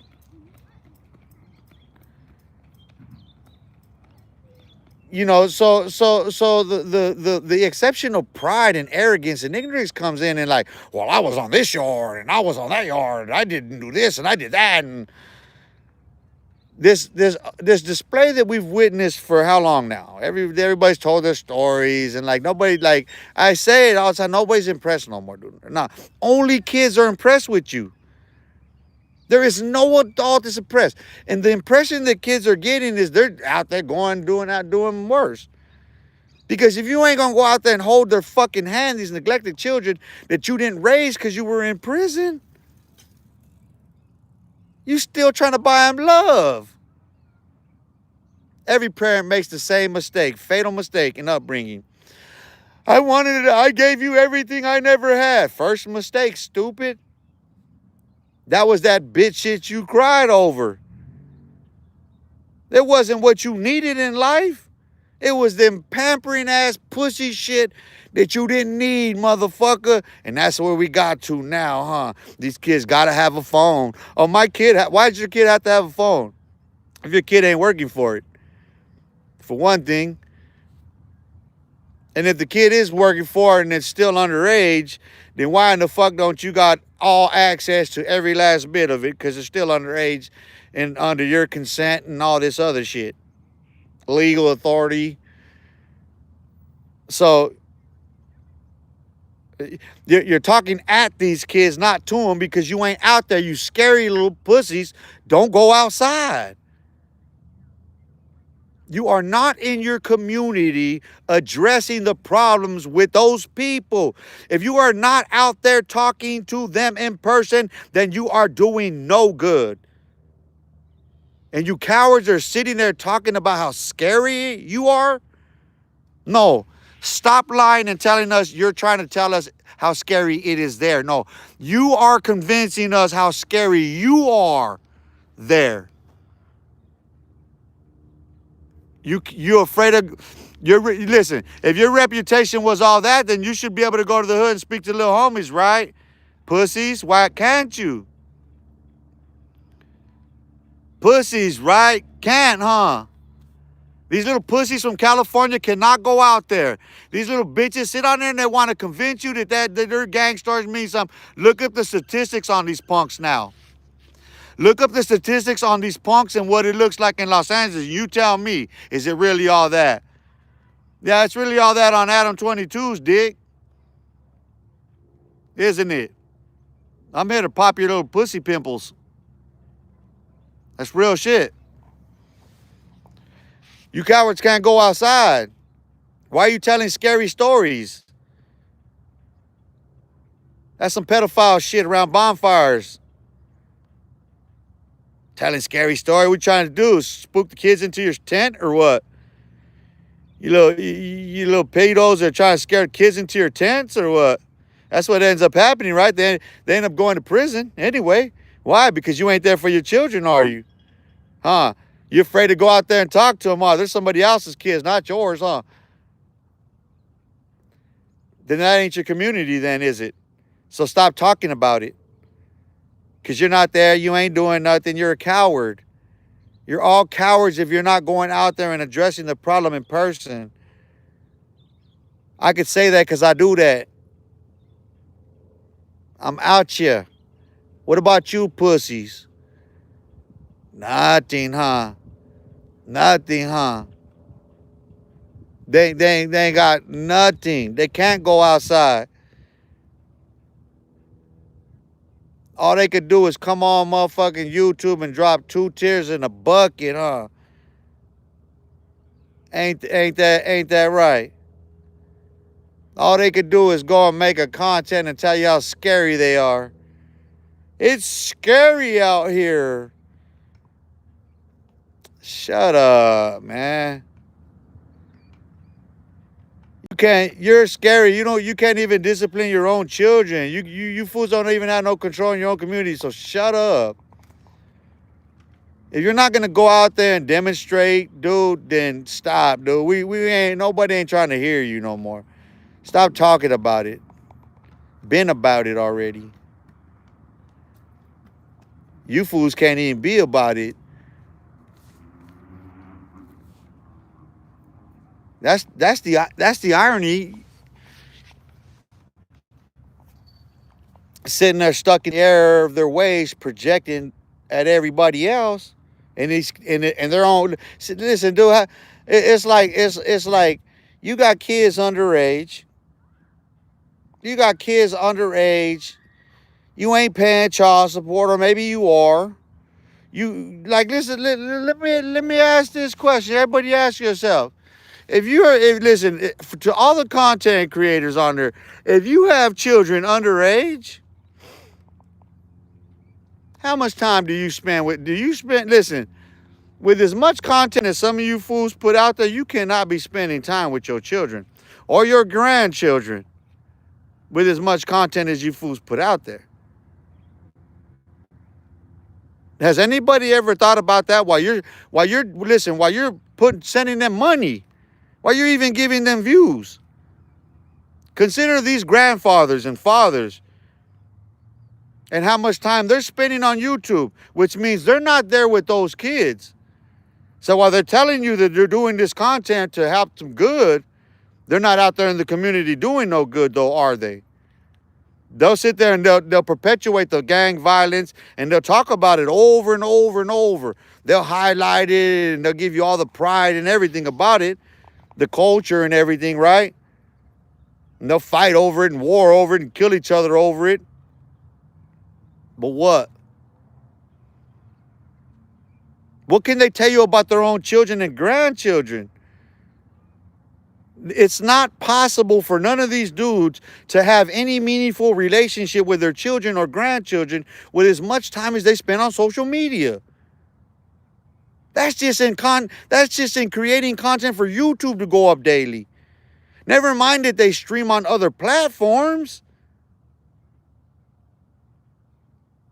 So if the kids are running around crashing out, guess why? They don't have no fathers. There's no men there. You're all a bunch of actors. You're trying to act like men. You're trying to act like gangsters. You're just a bunch of old hags that love to brag about the past days and shit, but don't have nothing to offer these children today. Nothing, dude. No wisdom, no knowledge, nothing, dude. You can't teach them nothing. This the same old lame brain shit. Hey, little homie, you shouldn't do that. I was in a pinta. It's bad. You know, you could lose your life. They'll take your blood.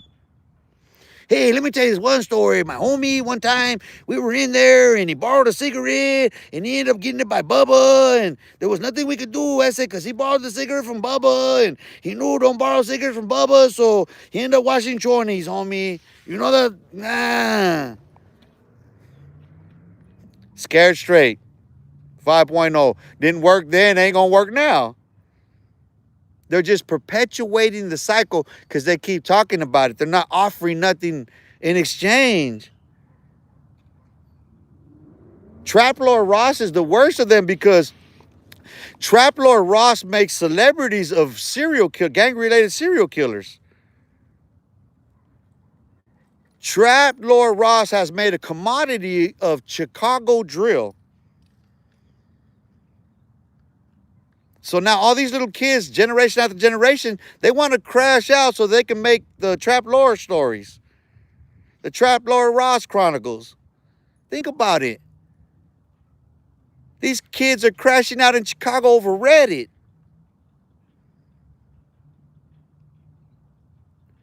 The biggest rats in gangland are Chicago. Chicago gangsters are the biggest rats today. Sorry. Your kids are doing it to you, bruh. Your own kids is ratting on themselves. They proud of it. So what that say for you, brothers and sisters? What say you for the sourness of your seed that rots right there on ice? What say you for that?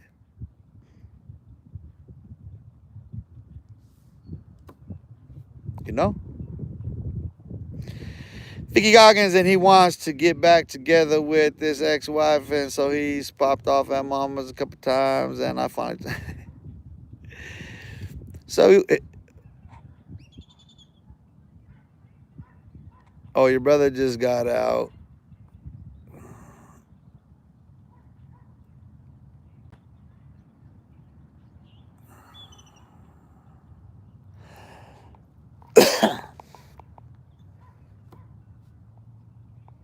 Expect it.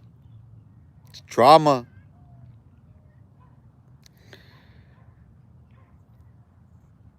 I'm gonna tell you something. Here's the dichotomy is that, and it's moronic, is that everybody is right and everybody is wrong. I learned from my own experience going through it.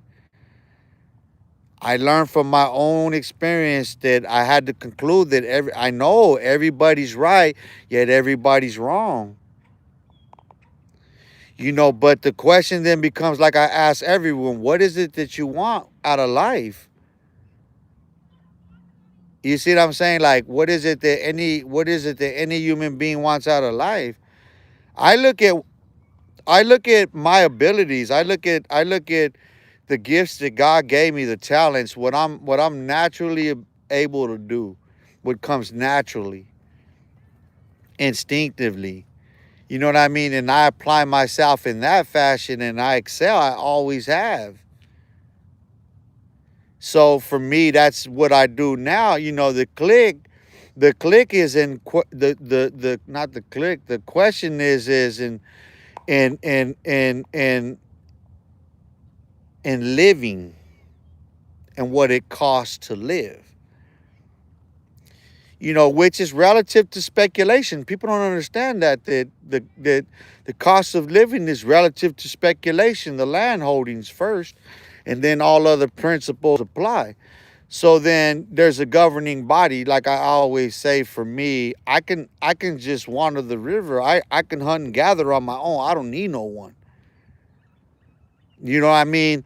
The community as a whole has to see me as valuable, and everyone needs to understand that we all have a role to play in this tribe. There's no one above or beneath the other. Everyone works.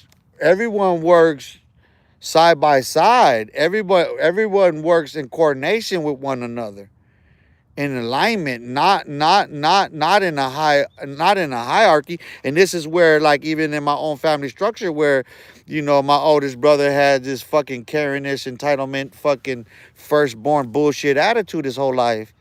Like, I don't give two fucks about none of it, because neither of my brothers could whoop me. Even that young, neither of them could whoop me.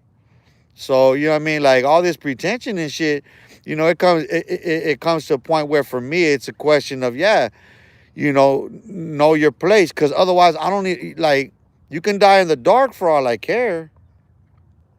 If you don't see no value in my presence and my being human here, whatever, then I don't see none in yours, and die in the dark. Fuck you. That's to mother and father first. My father died. I don't know. I can't say much about that motherfucker, deadbeat. My mother, I could say a lot about her, and she had to carry the full brunt of the shit. You're talking about a child who went to prison at 15 years old, and I'm tested on the record IQ qualified 99 percentile. So there was no excuse for no one who discarded me at that point. The judge, the justice system, the state, my parents, everybody, dude. For everybody to allow me to slip through the cracks with all that I displayed in my lifetime, and then to turn around at my 40s, when I'm at the pinnacle of PTSD, and you want to deny all this shit in return, and then everybody point the finger at me and cast all stones at me, and I become scapegoat. Fuck that. Listen, I got scapegoated to the point where I'm getting shot at on live. Me and Ben getting shot at on live on here is my own fucking brother, dead brother. Today is his birthday, scapegoating me. You can't do that in the sight of God and think you're gonna live long after that. I'm knowing. Listen, two is better than one.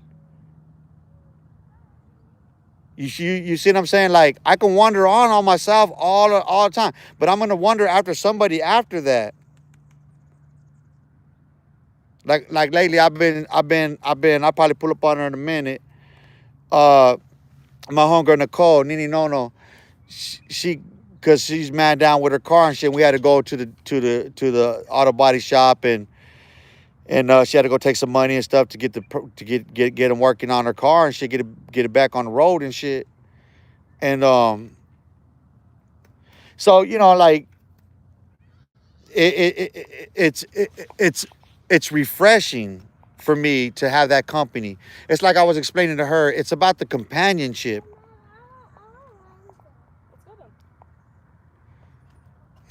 You know what I mean? It's about the company. It ain't about, you know what I mean, like, cause like with me and her, like we just open up. We know that we could just say whatever, you know what I mean, and we do. Like we, you know what I mean, like she's like my little sister. I just, you know what I mean. But it's a cool getaway for me from the thoughts that I'm in, cause and it like she always had to be checking me because we'd be sitting like we were sitting there while we were watching that whole Diddy shit. Well, we watched most of the Diddy shit, and every time something piques my interest, I get to speaking on shit, and like she got to shut me down. But like that's the thing with her and I. Like now, like over time, it's like you're in tune with somebody. You're in their company enough. You know what I mean? You're a companion enough that you can be in tune and synced in that way. You know what I mean? So like, when you're dealing with the injection of a radical, like someone who's just coming out of prison, that's an extreme individual. Like that's the black sheep. That's typically the black sheep of the family. Typically the person coming out of prison with all them problems is typically the most gifted one of the bunch. She's usually the brightest one because they usually get away. They wandering off, always into some shit, fucking experimenting with everything. Always got to be the one to prove some shit could be done or it can't be done. Always got to be the one to break some bones. And I've lived the experience, man. I'm telling you. But see, that's the thing is in life in general, like in any and every relationship, there's roles that are required, right? Like, okay, so let's just look at an exchange at a convenience store. There's roles there, right? So how do you describe or define the roles of the individual? So okay, it's me.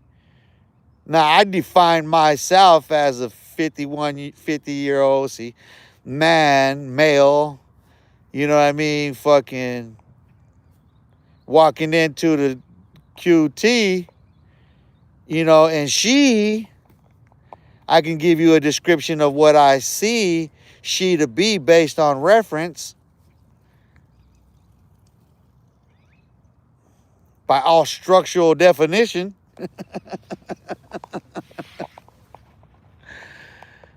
I can't listen. I don't shear no sheep, homie. I don't shear the sheep. I don't know what's going on down there with them other peoples. I do me, myself, and I don't do it for the sheep.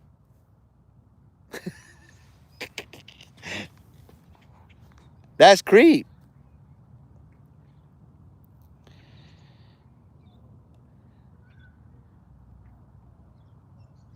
But in a relationship, right? More so in a relationship, when you're talking man and woman, right?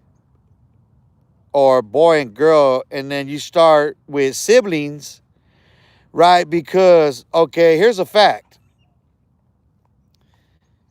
All siblings born are born either genetically male, female, which they have those bodily parts, and they have all functions to procreate one another with one another. And then there's a sibling that's kind of different. Scientifically speaking, there's one that's kind of different. We got one that's got both of them. We got a brother, sister that's both of them. So whatever brother sister wants you to call brother sister, it's legit. Because brother sister legitimately has brother sister, all of it, except for certain procreated parts.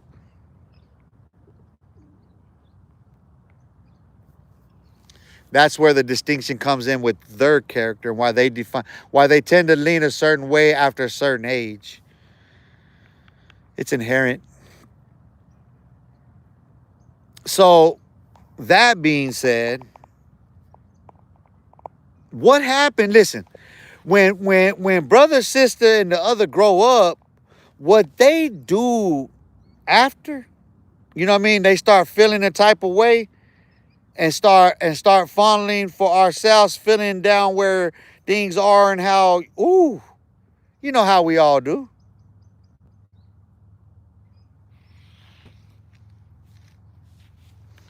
You mean to tell me right now you're autistic? You're lame. Now, I'm not, I mean lame in the scientific medical term. You really mean to tell me that you don't understand what I just explained?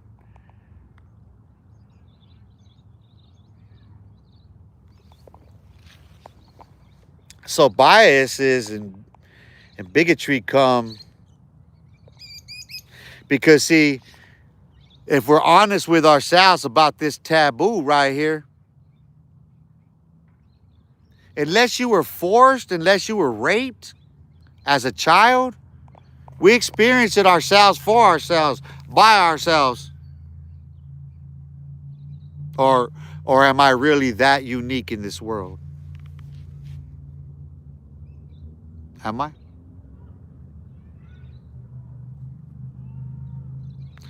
I know I'm uniquely honest, but I know that every human being goes through puberty. So unless there is something that is wrong with you that would otherwise prevent you from feeling that and doing that, it's your fig leaf. It's your first fig leaf. So all of it is rest is a fallacy. Whatever you believe, I don't know.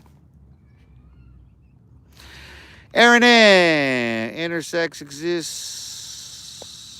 I think we covered that. Ronnie Thompson says, what you channel theme?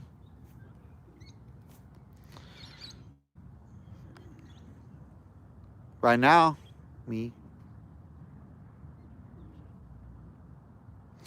So in practice, today's Shabbat, today's a Sabbath for me. So it's my day of rest, according to Torah and the prophets.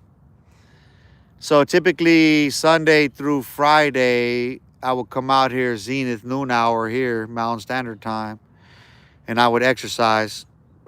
So I intermittently fast and I exercise. I come out here, and while I'm walking, I do a live stream. So it varies, like this one, from being educational, motivational, inspirational, to just being a fun fest. And you know what I mean? And I start roasting hot dogs on here. We start roasting wieners. We have wiener schnitzels. But otherwise, this here local, Valley of the Sun, Phoenix, Arizona. Live at Los Olivos Park. It's a beautiful place. It really is. I see this. I been see that sign. They got this zone for gardening and farming and stuff, and that's what I'm waiting to see that happen, man. I'm waiting to see some gardening going around here and some. I would love to have me a plot here and grow me some vegetables. I'm not even gonna lie. If they open up the space like that for the public like that, I would love to have me a plot.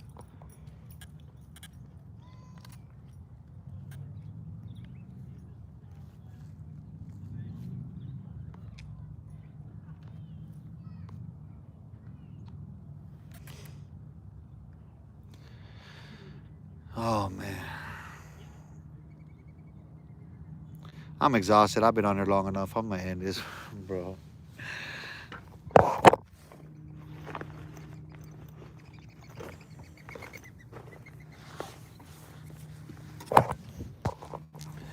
It just it just becomes such a distraction to keep seeing it going by and by and by. I keep getting distracted. I'm a dip. I do more, man. You gotta be good, man. I'm gonna give me something to eat because I've been eating. So I'm gonna give me something to eat, go get replenished. Like I said, it's the Sabbath. I'm gonna go rest, get my body and everything some